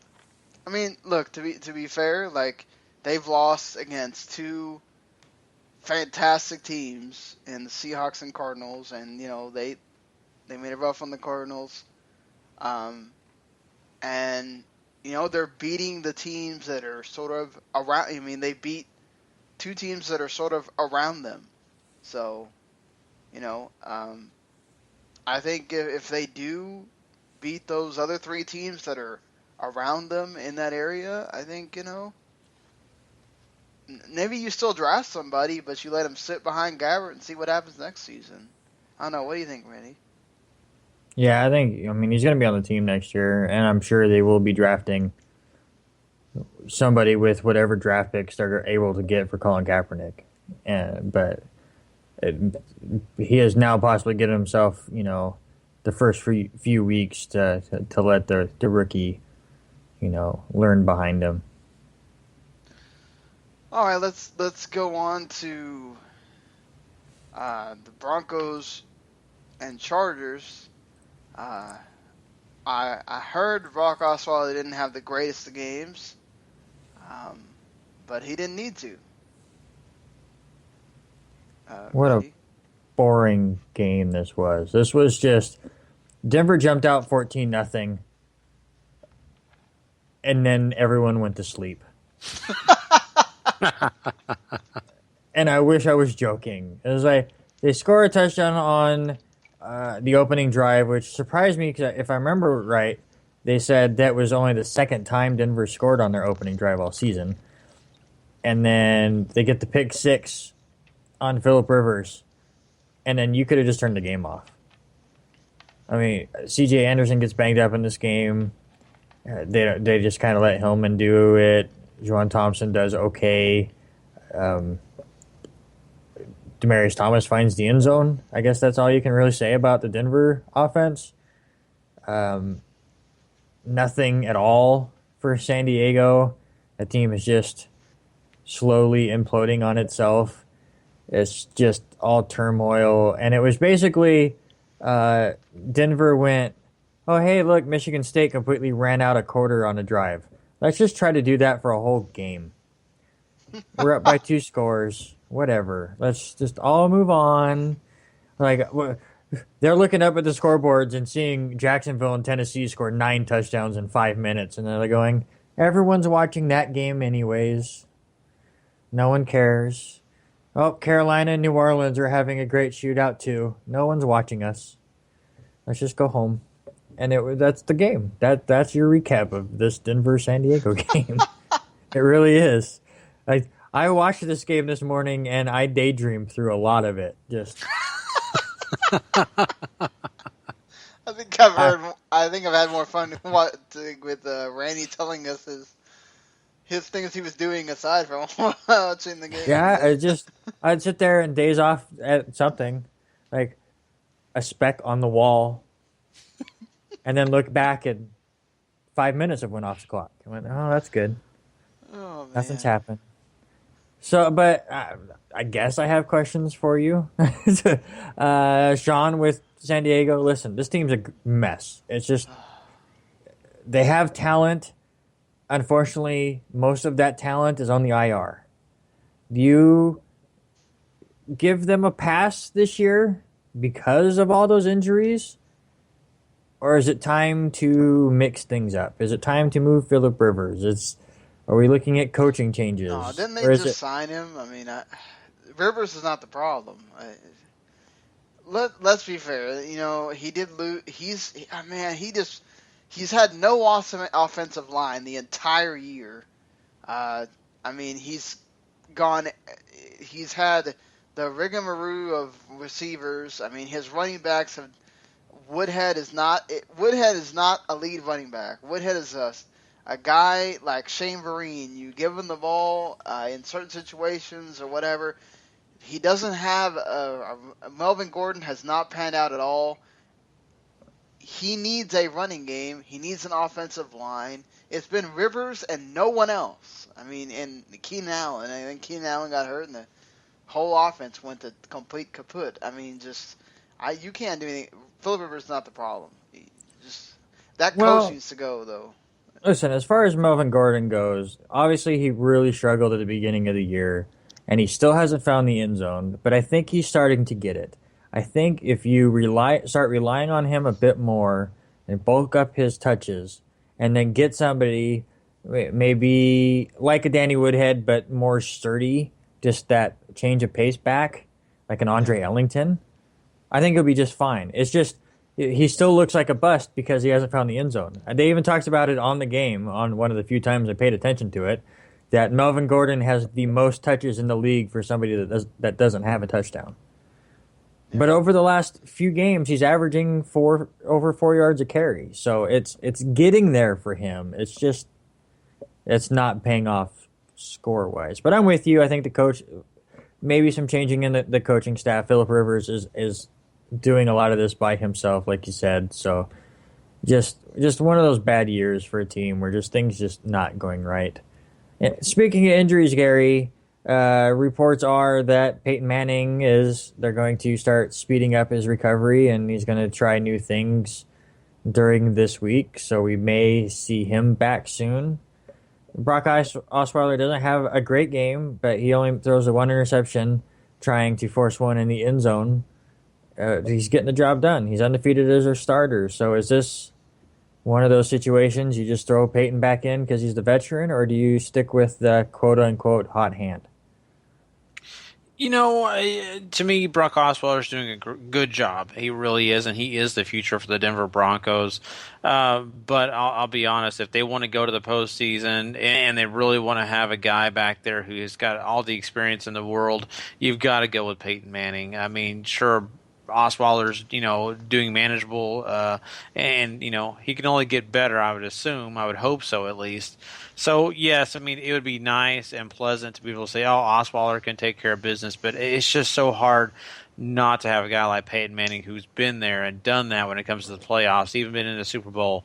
So personally, I think you got to get Peyton Manning in there. That way he can get comfortable again and get back with his offense and go into the playoffs hot instead of coming in cold turkey. So that's just kind of the way I feel about it. But I do think that Osweiler can do the job.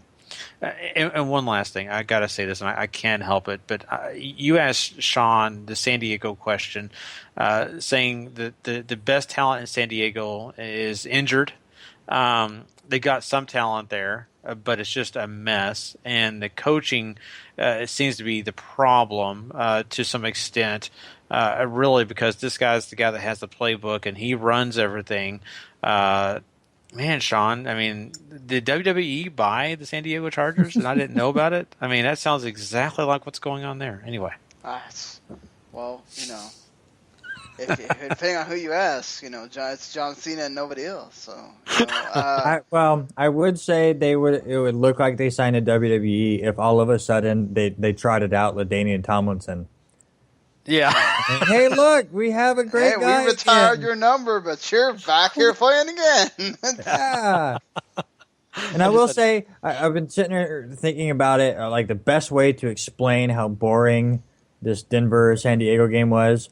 Basically take the first three quarters you watched tonight of Washington and Dallas and just turn it off at the end of the three quarters and go, that's your game. Without that great payoff at the end, that was the Denver-San Diego game. Oh, man. Oh. Wow. Well. Pain. Thankfully, that didn't happen for us there. But, for me, I think if Osweiler has another so-so game against Oakland, who is also technically, again, just like the Dolphins, still in it, and they'll be competing for a playoff spot, and you're at home, I think unless Peyton's just not ready, I think you have to bring him in against the Steelers and Bengals. Because those, again, you need to. It sucks to bring Peyton in a game against a team that is basically needing to win every time, like the Steelers are. But this is a potential playoff team. Whether you're coming in cold or you're coming in hot, as Peyton Manning, you need to be able to show that you can compete with a team like that. So I think unless Osweiler just completely blows Oakland out, you bring in Peyton Manning and you let him see what happens against the Steelers. And then, then you got the Bengals right after that. Those are two teams that you could potentially face in the playoffs. You got to be able to show you can compete and show you still got it against those kind of teams. So, to me, that matters. But we're gonna go ahead and skip. Usually we don't talk about the Sunday night game until the end, but we're gonna go ahead and talk about it now because it was a total. I mean, I know it was only 21-10 at the half, but after that, the Steelers just went bonkers and 45-10. Just look. I really think the Colts didn't care after what, like they tried, and then Houston lost, so Jaguars lost. So we're not going to lose anything in the division, so whatever. I mean, it's also Matt Hasselbeck. I mean, he's not going to perform miracles against everybody. I think the Steelers just like we talked about in the preview thing. The Steelers really needed that game because they have a crazy schedule coming up, and they wanted it more to me. I don't know. Did you guys see anything different here? I mean, well, Hasselbeck getting banged up definitely didn't help things either, and that was right at the point where things started to slip away, and then he didn't look like himself, so it kind of imploded on them. But listen, this is what teams have to worry about with Pittsburgh now as Big Ben starts to get healthy again. And he has the full array of weapons. Because listen, yes, they don't have Le'Veon Bell, but D'Angelo Williams obviously is just fine in the running back position. But now you have Big Ben back there, mostly healthy, throwing it to Antonio Brown, Martavius Bryant, and Marcus Wheaton. Who Martavius Bryant just blows by his defender on that one touchdown, where it just looked like an NFL team playing against a high school team. Just how fast he ran by the guy to make that touchdown. And the offense is scary, and the defense is playing pretty darn well, which I didn't think they were going to this year. Pittsburgh is definitely one of those teams that I think if you are Denver and Cincinnati and New England are just praying that they are held out of the playoffs, because that's like the one team you just do not want to play right now. Yeah, I cannot wait to watch the Bengals play the Steelers again, and I cannot wait for the Broncos to play the Steelers because we will get a real shot to see how good this Pittsburgh offense is. I'm a big D'Angelo Williams believer. He's done a great job despite the fact that, he's, had to, basically kind of control the running game because of the fact of Big Ben's injuries and all that. He's tried to do it and just not been the highlight that he was when Big Ben's healthy.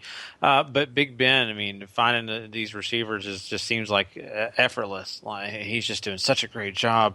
If they can keep him healthy, they got a great shot. But if they can't, I mean, I don't know. I have big question marks because as good as these receivers are, it seems like Big Ben is the answer. The rest of these quarterbacks, Landry and even Vic, I mean, they it seem to just have their favorites, and after that, they kind of ignore the rest of those guys. So, Big Ben has to stay healthy. Yeah. So we move on to what was a really weird game between Kansas City and Oakland. Oakland had a 20-14 lead, and then it seemed like, the crap completely hit the fan for Derek Carr. He throws 3 fourth-quarter interceptions. One of them returned for a 50 for a pick six. Another one gets just returned for 58 yards. I mean, Janikowski keeps botching kicks and extra points. I mean, certainly not something that's off very much like him at all. It's crazy because, again, Oakland in position in a game where, they're fighting for playoffs, and then Kansas City goes and scores 20 points in the fourth quarter, and Lord, they're looking like they just cannot be stopped at this point. They're just a freaking... talk about a team you don't want to play. Again, Randy's Kansas City prediction looking good right now. They keep winning and keep making a case for them to be one of the wild card teams in the AFC. Do you think does Oakland really have a shot, or are they kind of one of those not really? We're just saying they're in the hunt, but they're not really. Nah, I mean, anybody 5-7 or lower in the AFC, I think, are completely done. I really think the 2 wild card teams are down to 5, and that's Kansas City, the Jets, Pittsburgh, Buffalo, and Houston. Because even if you're or the Colts, well, yeah, or the Colts, I mean, they could drop in that wild card area, but I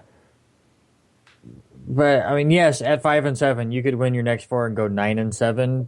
But I don't even think that's good enough with how well the Chiefs are playing and how well Pittsburgh's playing, and the Jets are hanging on for dear life, and Buffalo's playing well, and Houston and Indy are both playing decent. Indy might get Andrew Luck back not next week, but the week after that.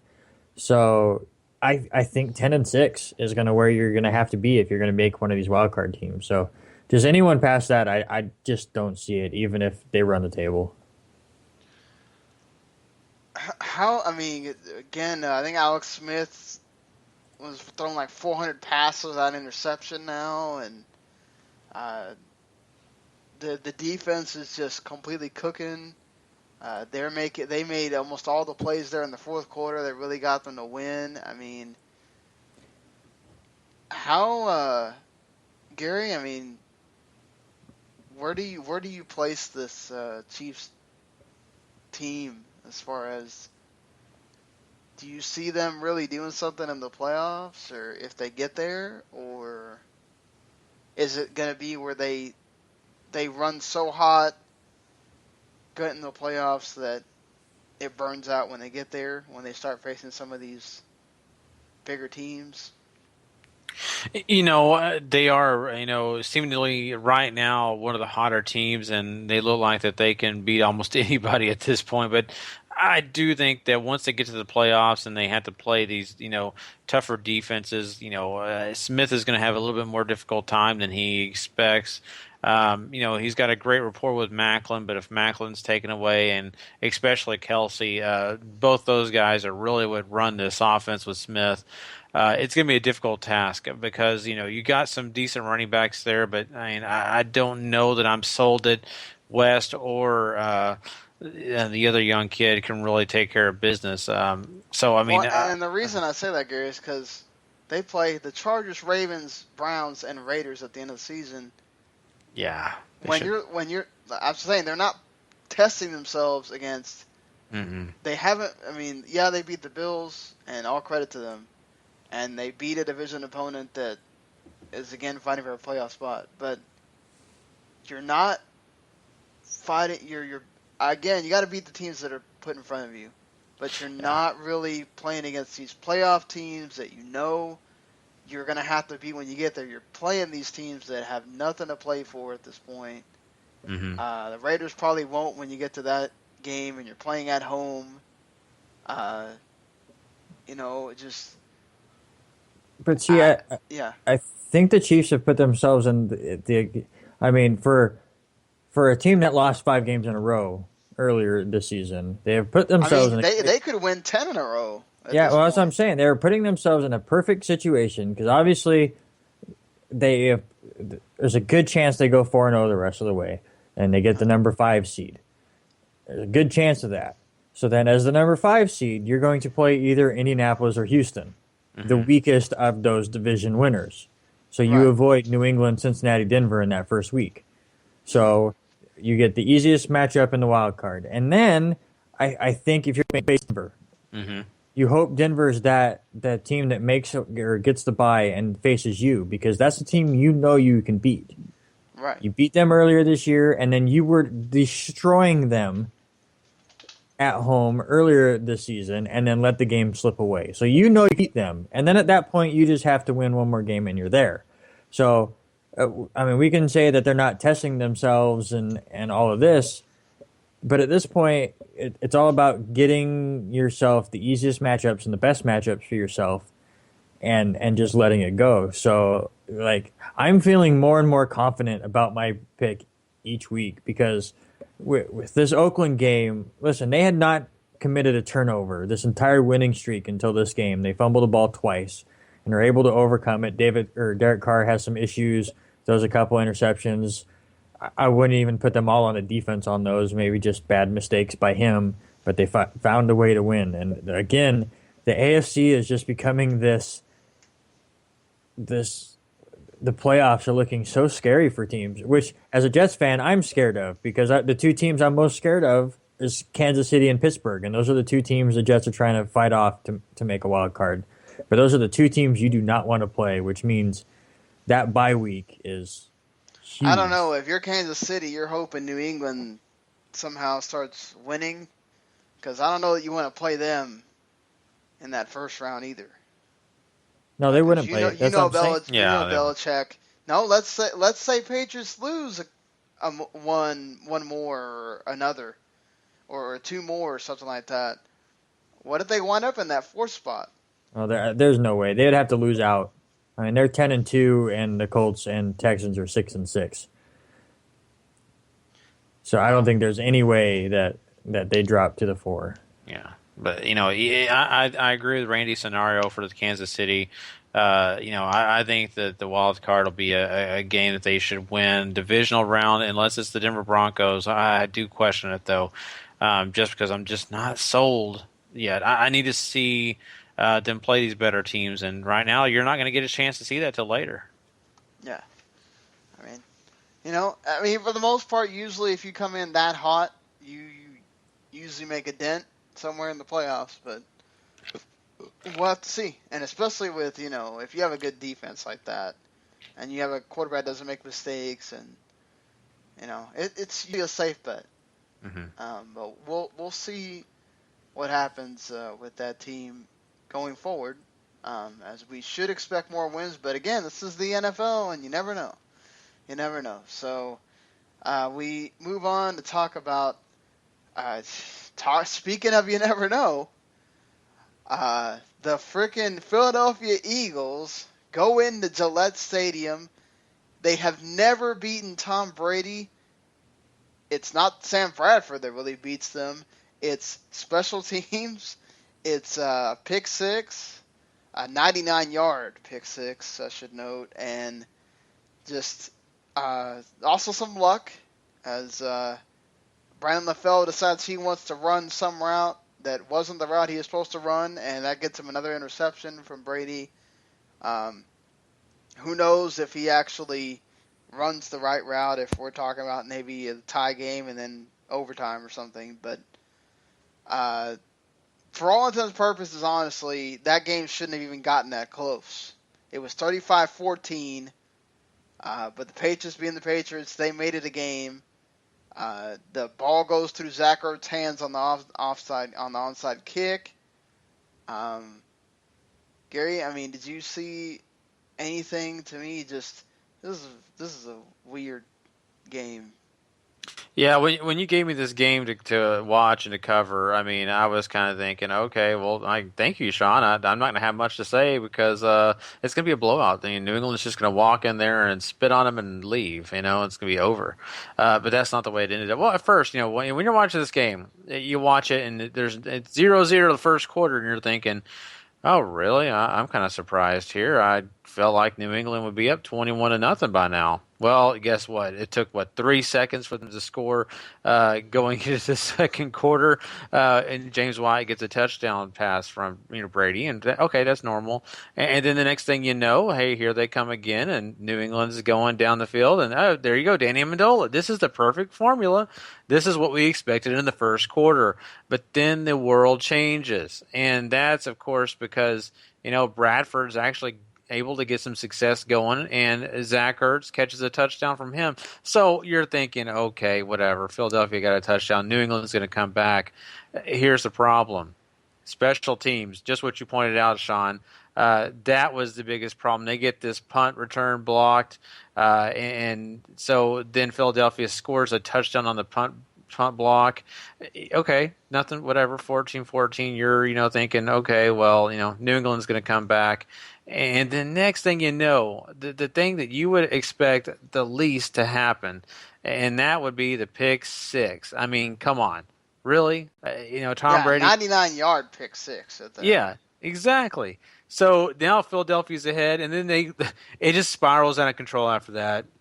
You get Jordan Matthews, and after Sproles actually gets a kick return touchdown. Wow. This thing is just going out of control. And Sean, like you said, 35-14. Can Tom Brady do it? Well, of course, Tom Brady's able to get a touchdown to Scott Chandler. We think, okay, that's normal. We get another touchdown at the end with Tom Brady running in it for 1 yard. You actually what about that trick play with Tom Brady almost scoring 40 yards?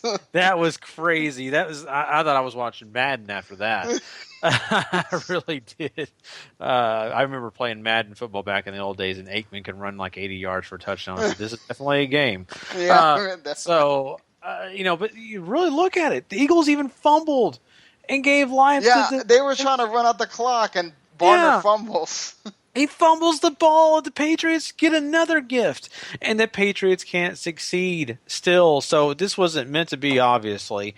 And you get the Eagles right there in a situation to really prove that, hey, we're not to be forgotten. We are a team too. We're not just a high school team. We are an NFL team, and you have to worry about us. So that brings me to a couple of questions for you guys. And, to me, really, Randy, I'm looking at this game, and as I'm watching, just these completely crazy things happen, which is, by that success for the Eagles, who's to blame here for, the Patriots? Is it really going to be the fact that Gronkowski's not there to help this offense move along? Do you blame it on just the special teams? Is this a flash in the pan thing? What do you think? What's the real problem here? They lost 2 games straight.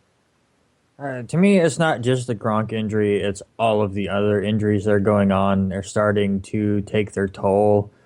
How for the Patriots to pull that trick play that now gives Tom Brady more receiving yards this year than one of the top 10 paid receivers in the league, in Dwayne Bowe. They are just scraping the bottom of the barrel to figure things out. I mean, you can just tell that Brandon LaFell just cannot get the stone off his hands. He just is dropping everything. Keyshawn Martin looks like he could be a decent talent, but they just haven't worked things out. James White has kind of went into that the role of the running back that is in the receiving game, so they're finding pieces there. But it's just unfortunately they keep breaking off puzzle pieces and then trying to jam other pieces that just aren't fitting as well, and just trying to make it work. And for the most part, they've done okay, but obviously they lose these last 2 games because they're going to fall apart from time to time. Luckily for them, they have a few more weeks before the postseason starts, and obviously they're going to do everything in their power to get that bye week, because out of all of these teams, they need it more than anyone. But to me, I'm not putting this on the coaching at all. I mean, they're doing the best they can with what they have. I think you put this roster with most other coaching staffs, and you're looking at a team that's lost 5 in a row, not just these last 2. So, yeah, I think it's more just injuries than anything. Oh, that's fair enough, and I really, because I mean the coaching has been there. Sean, I mean, looking at the Eagles, I mean they won this game, and no one would have ever expected them to. To be honest with you, I mean if you picked them, you were just giving a flyer pick, I think. But I mean, do you really think that the Eagles have kind of figured something out? Do you think they've got some rejuvenation? I mean, what is it, or is this just a one-hit wonder? I don't know. I mean, the pick six, those things come down to tackling, and it just nobody's there to tackle him. I mean, when all you have to do is run by Tom Brady, you're not having to do a whole lot. The special teams, again, somebody's got to tackle him. I think they just ran into it. If the Patriots are healthy, the Eagles don't win that game, because they can't even run out the clock. Sam Bradford's in there going like, what do I do? We're not used to this situation. Our offense is not built to run out the clock. Is there a bigger waste of money than DeMarco Murray in the NFL this year? I mean, I just brought up Dwayne Bowe. Well, other than Dwayne Bowe, I mean, God, just Chip Kelly wasted money for DeMarco Murray. You're not going to use him. I mean, credit to him for just saying, look, we're not going to keep trying to fit a square peg in a round hole, and just bringing Kenyon Barner and him and Darren Sproles. Actually, I think they have figured out something in the running game. Him and Darren Sproles work a lot better than Murray does in this offense. Murray's just not built for this offense, and if you don't, and without Ryan Matthews, he just doesn't have that guy to work off of, and whatever. And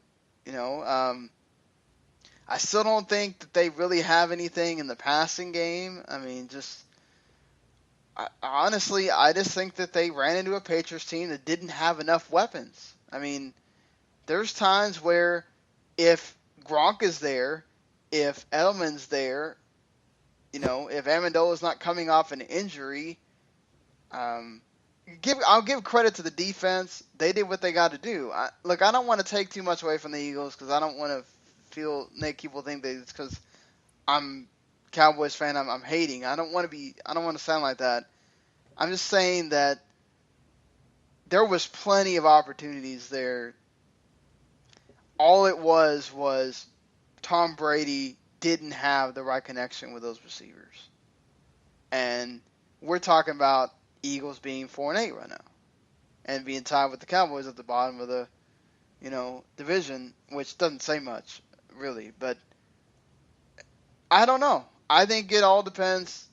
Do they take the high off of winning this, and maybe Chip Kelly says we're going to take it one game at a time, and let's just look at the matchup. And they're playing the Bills next week.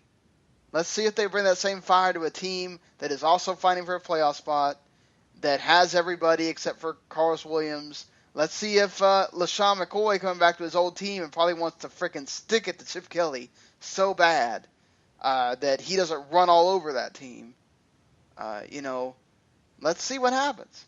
If the Eagles go out there and get whooped by the Bills, which is very possible, and it's also possible they could shut down McCoy, but I don't see it. Like, McCoy's just so good. Even when you think you have him, he finds a way to escape. I don't know. I think this is one of those times they caught the Patriots in a bad spot. So. Yeah. I agree. Well, the only game we got left is perhaps the best game. I don't know if we're going to do a ranking of best games of the NFL season, but this has certainly got to be up there. Once again, the Saints probably, and this was with Luke McCown. I forgot which week it was, where it came down to a Josh Norman interception, or we could be talking about we may not be talking about the Carolina Panthers being undefeated right now, but they are. And, man, Drew Brees went in there in the Superdome and, gave him a game. Yeah. The game you're talking about happened in week 3, and, yeah, I'm right there with you. I think Drew Brees heard all the talk of people going, well, it used to be a stadium that you didn't want to go visit. It used to be a tough game to play New Orleans, in New Orleans and all of that, and he went, there's no used to be about it, and he lit things up. Especially, this is another game kind of like the Tennessee-Jacksonville game where it was just slowly building, and then, late third quarter and that whole fourth quarter, it just everything exploded, and just both offenses were throwing haymakers at each other and just trying to see who the last man was standing. And give full credit to Carolina. They came into this game just messy. Cam Newton throws an interception, and then you have the fumble that gets returned for a touchdown. And just like that, you're down 14-0. But they didn't let it get to them. They come right back, score a quick touchdown after that. And then in a weird thing, they score another touchdown. So it looks like we're going to go into the half tied 14-14. And Saints block the extra point and return it for 2 points, which is the first time that a returned blocked extra point counted as 2 points. So instead of 14-14, New Orleans was up 16-13, and then that's just when everything went nuts. I mean, Drew Brees was throwing it all over the place, whether it was Brandon Cooks or Benjamin Watson or the rookie Brandon Coleman, who looked just great. Cam Newton as well was just looking for haymakers. They just decided to destroy Brandon Browner and just put Ted Ginn over there by him and just let him outrun him. Ted Ginn gets 5 receptions for 80 yards and 2 touchdowns, but he probably had 5 drops on top of it, or it could have been even worse. This game was just a blast to watch. I watched it for the most part live on Sunday just because it was so fun, and then had just as much fun rewatching it today to talk about it. But, give full credit to Carolina and Cam Newton. They find a way to win. Cam on that last, fourth quarter drive does what he needs to. And there you go. So Carolina is 12-0. And I'll ask you, Sean, I mean, again, they were pretty sloppy at the beginning, but got it figured out. But would you put that sloppiness due to nerves of a possible undefeated season? Do you think it's starting to get to them, even though they won't admit it? Maybe. I think that is starting to get to them. We heard Thomas Davis is actually, he's one of the few, but he was talking about, he wanted to see them and the Patriots be undefeated in the Super Bowl. And, a lot of the guys were always saying, one game at a time, one game at a time. And when you start getting some guys going out in the media and talking about, we want to be undefeated, we're looking forward to it, all this, it starts to get to you. It starts to get to you as a team. But I think overall, this is a Saints that, again, in their building, Drew Brees loves these kind of games. And they know each other. They know each other from so many years of playing each other, these two teams. And I think the Saints just came in and said, look, we got a chip on our shoulder. Everybody's counting us out. Everybody's saying we're terrible this year. Look at us. And why not go out against a division opponent, an opponent that's 12-0, and try to surprisingly go out there and take a win. And they almost did it. So, I think they just match up well, and were able to take advantage of that too. Yeah, absolutely. And listen, the rest of the schedule for Carolina is not tough. They get Atlanta twice. They visit the Giants, and they play Tampa Bay in that last game that we've talked about. But something to think about, Cam Newton gets rattled here in this game, going in trying to rush it in for a touchdown. He gets hit pretty hard. He also gets dropped, and looks like he messes his legs up a little bit. So you always have that question of, obviously the goal is the Super Bowl, not going undefeated. So does Rod Rivera sit Cam Newton on some of these last few games? Obviously they win one more game, they get the bye week. They have a 2-game lead over Arizona for the number 1 seed. So Sean, do you think maybe Cam Newton sits a game, even if they're 15-0? I don't know. I don't think so. I don't think he sits a whole game. I think maybe you pull him out in the middle of a game or something like that, or it depends. Again, we can say all we want about Atlanta's been terrible and whatever, but when all this talk is going on about the coach and Matt Ryan and whatever, I mean, still a divisional opponent, still an opponent that they're used to playing. Who knows if one of these times or both of these times Atlanta, let's say Carolina just totally mops the floor with Atlanta in this first game.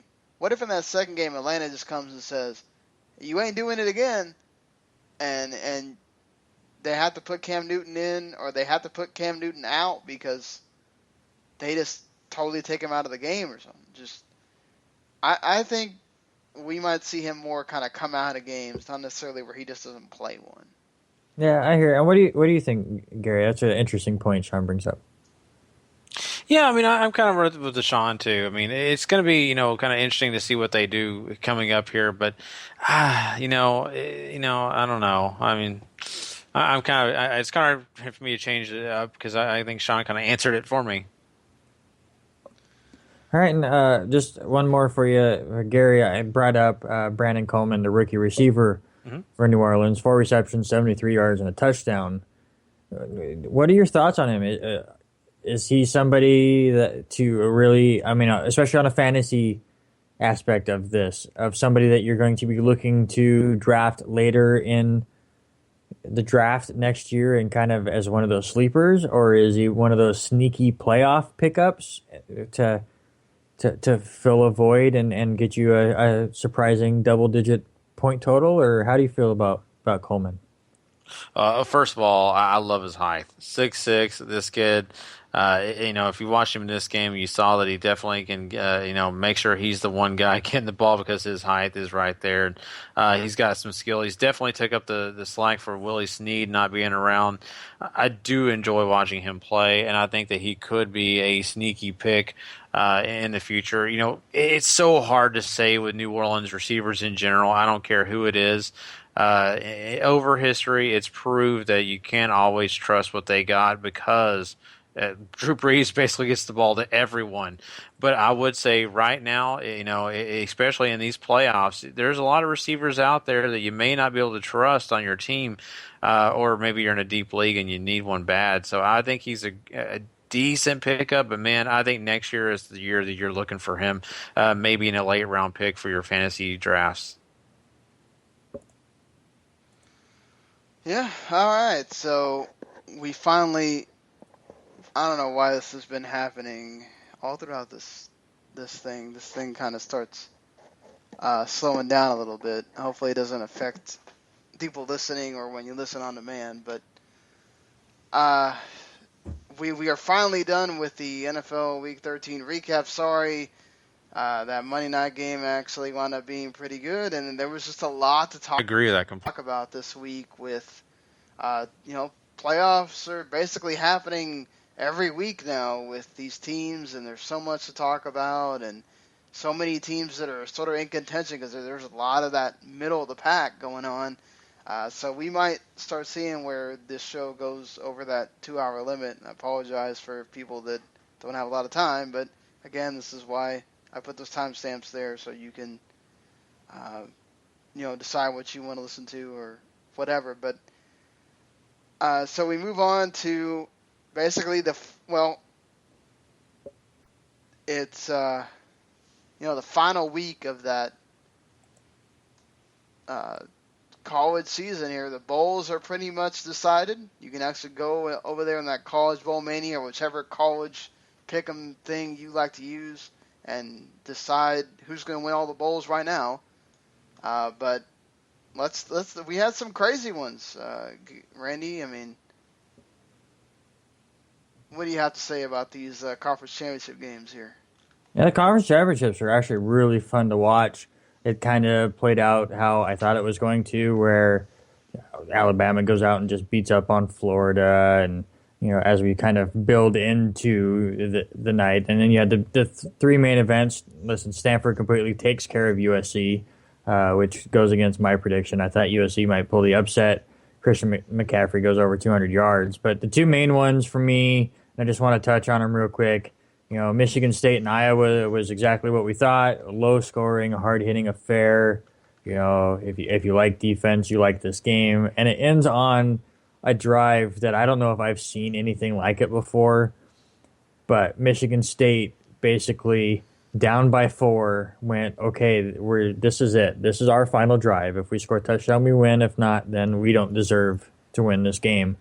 And they go on a 22-play 82-yard drive that took over 9 minutes before finally pounding it into the end zone to take a 3-point lead, leaving Iowa only 27 seconds left on the clock. Just straight up Big Ten football, and Michigan State gets the win, and they're going to play in those playoffs. And then we have that, as always, we have controversy. North Carolina and Clemson. Clemson was the better team for most of this game. But, North Carolina, late, we're finding ways to get back into it. Found themselves down 8 after scoring a touchdown. They went for an onside kick and recovered it. But come to find out, the side judge called them offsides, which out of all of the camera angles and all of the people watching the game, no one could see anyone that was offsides. It was a blown call. I think he saw one of the players get an extra step on everyone else around him and figured he must be offsides and called it. So it's a shame we didn't get to see if North Carolina could finish that comeback with a minute to go. Clemson was the better team, so I think the better team did win, but it's sad for those kids that they don't get that chance. But that leads us to the playoffs here, and I think the right 4 teams are in, and we get some interesting matchups. You get number 1 Clemson against number 4 Oklahoma, and then number 2 Alabama against number 3 Michigan State. And we'll break those down later on. But just real quick, guys, quick prediction right now without ever looking up anything. Who do you think wins the national championship?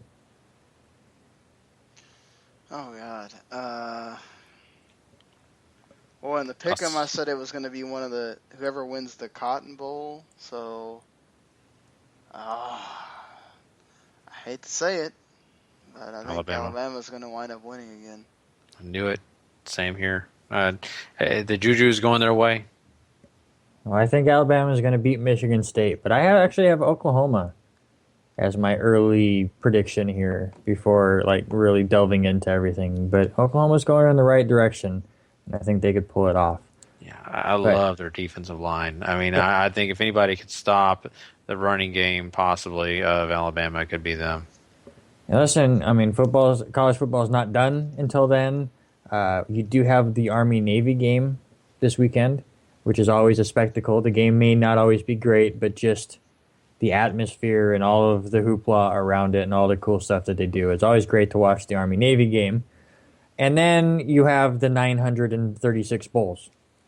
That's or the 42 bowls, technically, but there's some bad. So let's just, my God, how many 5 and 7 teams? There's too many. Literally, they could not fill enough spots. It got so bad, I'm going to get to it. I decided to create the good, the bad, and the ugly of the bowls this year. And I didn't put down all of the bad. I mean, there's plenty Alcorn bad. State. Listen, Alcorn State versus North Carolina A&T. I think we can all decide that's bad. Yeah. Oof. I mean, no, they're Okay, technically 9-3 or something like that. Whatever.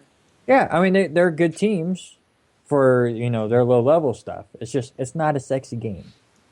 But let's get with the good real quick. Let's talk about the good stuff that's going on, and let's talk about the two big ones to me that are going to happen. There's a few others that are going to be really fun, and that's the thing about these bowl games. They pit two terrible teams together, and they create magic. I remember Idaho had a bowl game against Bowling Green, I want to say 4 years ago, in like the Humanitarian Bowl, and ended up Idaho winning that game like 51-48, and just a crazy shootout that went back and forth, and 6 or 7 lead changes in the second half and stuff. So even though the teams aren't sexy, the games can still be good. But the two main games, other than the playoffs, that I am looking forward to is on January 1st in that Fiesta Bowl. You have Notre Dame and Ohio State.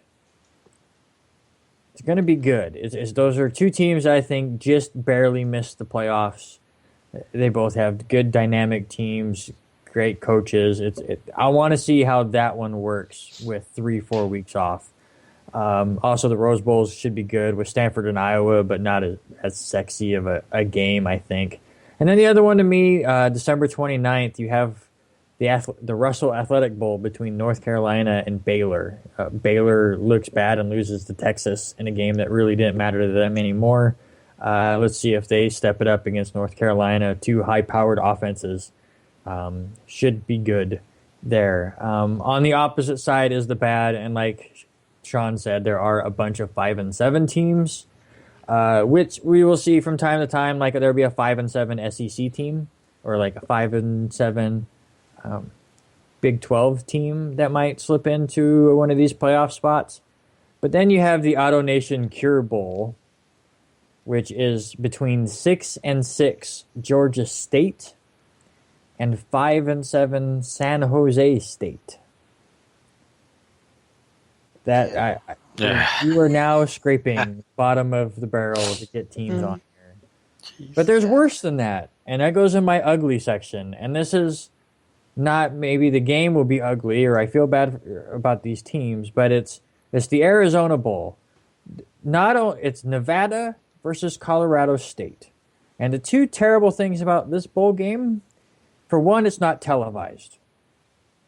Wow. You can only watch it on your streaming devices. And two, they're both in the Mountain West. Yeah. It's the first time since like 1978 that two teams in the same conference are facing each other in a bowl game that was does not. The whole point of bowl games. They don't want that. Exactly. That doesn't like revolve around like playoffs and BCS. It's like they try to stay away from that. And both of these teams have tried to find other teams to switch with them, and they can't. So once again, the bowl system is completely just messed up and confusing and whatever. And I guess another ugly, just in a humorous way, is you have the old rivalry between BYU and Utah. The Mormon Bowl. Yeah. So let's go ahead and put the Mormon Bowl in Las Vegas. Wow. Beautiful. Hey, after you go to the game, you can go watch the Book of Mormon. Maybe it'll be playing there somewhere. Well, striptease of Mormon, maybe. Now we know what Randy's into. Okay, so yeah, you also got 5-7 Nebraska and 5-7 Minnesota in here too, which is it's just because there's too many of them. But what are you gonna do? This is why I don't think that you need to have so many bowls where it's like it has to be somebody from this conference that comes in and that conference, and it's just like dumb. But, I agree. Whatever. I mean, there's also other good ones too. So I'm looking forward to the Arkansas and Kansas State Liberty Bowl, of course. So Not gonna lie about that. TCU and Oregon. Oh my God, that's just be awesome. Yeah, But there's one I'm missing it, but the Virginia Tech game would be one that I'll watch just against Tulsa. It's oh God, why am I blanking on their head coach's name now? Yeah, I can't remember either. I have to look it up. He's damn, why can't I remember his name either? Shoot. This would be the just Jeopardy blank. moment. So Monty there you go. Something. Yeah, so check out that one. We have a couple coaches. This will be their last game. Couple situations where Was Miles playing in that Mm-hmm. or coaching in that bowl game? well, yeah, but they've said he's coming back. Oh, now he's coming back. Yeah. After all that crap. Well, it's because Chip Kelly threw the hat on the ground. So he got embarrassed, and that's what happened. Whatever.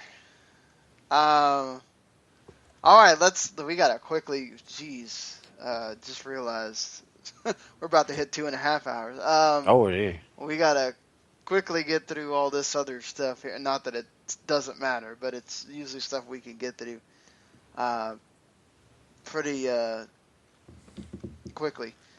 Gary, your top 5 fantasy waiver wire pickups for week 14, which is playoff week for some people. In our league, it's playoff week. Yeah. It is in some leagues. In some leagues, this is your last week, and you've got to get a last win to make the playoffs. And all 3 of us made the playoffs. So. Yeah, that's awesome. So, hey, there we go. But, thinking about that, Sean, I mean, you really don't need a lot of sleepers. You need guys that maybe, on the waiver wire you need to pick up, or you're just really needing that last piece to hopefully get you over the hump. So here we are. Andre Johnson could be a guy that could do it for you just because Hasselbeck is his friend. They apparently do well together, and you never know what could happen. So if you're in a deep league or maybe you need a third receiver, maybe you start thinking about Andre Johnson a little bit more. He may be able to help you. Then let's go over. Well, and Andre Johnson is on Indianapolis, who plays Jacksonville on Sunday. So shootouts. There you go. Right, there you go. So, okay, and Sean talked about this guy earlier, Chris Polk from Houston. They're starting to use him a lot more. He's, doing some things that could possibly lead you to believe that he could be a help somewhere on your team. So if your running backs are depleted and you just need to throw a guy in there, or maybe you need a flex guy, Chris Polk could be your man. Let's go down here to a guy that I wanted to do well all season long. He just hadn't been there, but he finally showed up on Sunday. Devontae Parker. This kid, I'm not sold that he's just going to blow you away right now. But if you're in a keeper league, hey, sneaky guy, may want to pick him up. Next year, he could be amazing. Especially if Rashad Matthews is out again. Yep. He's a guy to have. Beautiful. And here's a guy that Sean has been trying to talk me into for a long time. I may actually come around to it. Richard Rodgers, let's be honest, game winner this past week. But not only that, Aaron Rodgers is just continually finding him in the game. So if you're in need of a tight end, maybe your team can play 2 tight ends. You may think about Richard Rodgers if you need some help. And I think that Hail Mary to him was the difference between mine and Sean's matchup. Now that I'm looking at it. Rich gave me the bye week, so that worked out. Oh, beautiful. See, there you go. And lastly, Ted Ginn Jr. We've seen him do well with Cam Newton. Cam Newton loves this guy. I'm sure that he's on the waiver wire somewhere, and so if he is out there, you may want to go pick him up. They've got some pretty simple matchups coming up here with Atlanta. So, hey, go look at Ted Ginn Jr., and there you go. Those are the top 5 guys I think you could probably find on your waiver wire. Well, speaking of top 5, let's do our top 5 power rankings. Gary? Okay, guys, Carolina stays at number 1 for me, followed up by Arizona. No surprise there. Cincinnati rounds out at 3rd. New England does fall down to number 4 for me. They're not as perfect as they once were, so I think they fall down a little bit. And my number 5 is Seattle. They are firing on all cylinders right now. Randy? Yeah, I'm going to go a little different than Gary, which is good. We're finally getting a little separation. But I am with him. Carolina's been my number 1 the last few weeks. Obviously, they're still there. I have Cincinnati over Arizona at 2. I mean, both teams played terrible teams. I just love the way Cincinnati completely put away Cleveland. So they're my number 2 team. Arizona at number 3. I have Seattle up to 4. They are in prime playoff form now and are very scary. And I'm keeping Kansas City at 5. Listen, a 6-game winning streak is nothing to scoff at. So I actually have New England out of my top 5. Well, I'm going to go along with what you're doing here, Randy, and taking New England out of my top 5. You lose to a Philadelphia team that you really should have beat. I understand you're missing guys. I understand you got into situations that, special teams shouldn't have been hurting you like that, but they did. It shows the weakness of that team there a little bit. Carolina number 1, they won a ridiculous game, and they beat a divisional opponent that came to play. Still number 1 for me. Cincinnati took care of who they needed to take care of in a divisional opponent, the Browns. And they're also number 1 in the AFC now, so they're number 2. Number 3, Arizona, did the same thing, did what they had to do, and they continue to have their lead there in the NFC West. Denver, look, they didn't look that impressive, but they're now number 2 in the AFC, and they win again with Brock Osweiler. I can't move them from where their spot is. And Seattle's red hot right now.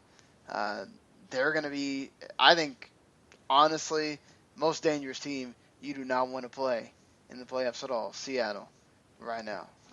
So that's your power rankings from us. And player of the week, which, man, we got a lot to choose from here this week. Yeah, lots it was of great performances. Carlos Hyde, number 1, he was week 1. Tom Brady, week 2. AJ Green, week 3. Devontae Freeman, week 4. Eli Manning, week 5. DeAndre Hopkins, week 6. Week 7, Kirk Cousins. Week 8, Drew Brees. Week 9, Antonio Brown. Week 10, Carson Palmer.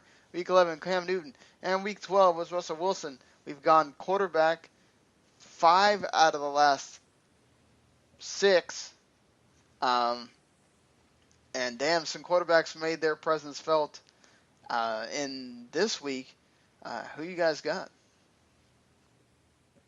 Well, I wrote down 3. When I was first trying to figure out my stuff and then let you guys pick yours, you took 2 of the 3 I wrote down. So mine is Allen Robinson. Just a huge target for him, career day, 153 yards receiving, 3 touchdowns, all in the second half. It's in a losing effort, but just an amazing performance by Allen Robinson in a week that was dominated by quarterbacks. Yeah, for me, I've got Marcus Mariota. I mean, this guy, it just had a great game. 268 yards passing, 3 touchdowns. And not only that, he led in rushing for his team. And I don't know what that says. And, of course, a lot of that has to do with that huge 80-yard run. But 112 yards rushing and a touchdown. That says a lot for me for this young kid. I think he did a great job. Well, he didn't even lead his team in rushing. He was tied for 3rd this week in rushing yards in the entire amazing. NFL. Oof, that's amazing. Oof. Yeah, for sure. And, undefeated still, and Cam Newton 5 touchdowns again in a game where he had to do it because his team was trailing, and he did everything he could to bring them back, where the team was just being sloppy all around, including himself. But, man, showing the heart of a warrior and the heart of a MVP, maybe. Now with Tom Brady dropping a little bit, he seems to be the big talk. I know people are finally getting on the bandwagon with me. I'm not saying getting on the bandwagon. I'm saying, this is a game where he really proved that they needed him, and he stepped up, Mm-hmm. The last 2 weeks, even though Tom Brady has been nothing short of fantastic too, there's been times where, hey, it's not maybe not his fault, but still, team didn't win. Honestly, I think just kind of like the way the league does MVP voting, your team needs to kind of win. So I think that kind of disqualifies Allen Robinson. Oh, you're killing me. I really wanted to pick Allen Robinson. I know, did. but it's kind of like what we do with the wrestling one too. You got to win. I didn't know that, but okay. Well, when does a player of the week get picked and they lose? I don't know. You're going by Deion Sanders. You're going by Deion Sanders' theory, and that's okay. That's fine. We can still pick Mariota if you want. I mean, I think he deserved it. 4 touchdowns, all, both rushing and throwing. I mean, I know Tyler Taylor did the same thing, but Mariota also threw for a bunch of yards, and he was in the same kind of shootout game that Cam Newton was, and we've also already picked Cam Newton once, but again, if Cam Newton is really going to be in the MVP conversation, then I don't think there's anything wrong with having a repeat winner either. So. Well, these were the 3 I all wrote down, so I can't make this decision. So. Oh, come on, Randy. I'm picking Allen Robinson, and he's picking Cam. Well, he said you couldn't take. I'm not saying it has to be Cam. We can all just decide on Mariota and that'd be it. I mean, that's fine. I just don't think Allen Robinson should get it because his team lost. Screw it. Heads or tails? Sean, Cam Newton, heads or tails? Oh, geez, heads. It's heads.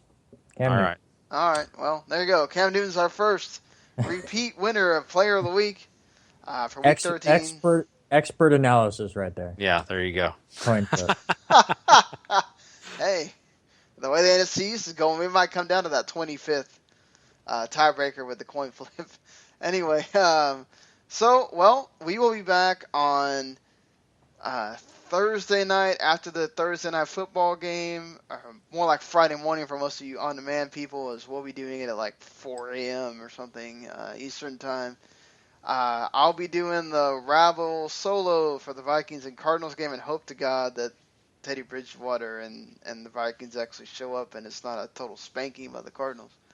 But we'll see how that goes. We'll be talking about that game, obviously, and then previewing all of NFL Week 14, and I mean, I guess we'll get to talk a little bit about that Army-Navy game. There's not anything else really going on in college that week, but we'll figure out something. Maybe there'll be some storylines to discuss as far as NFL and college.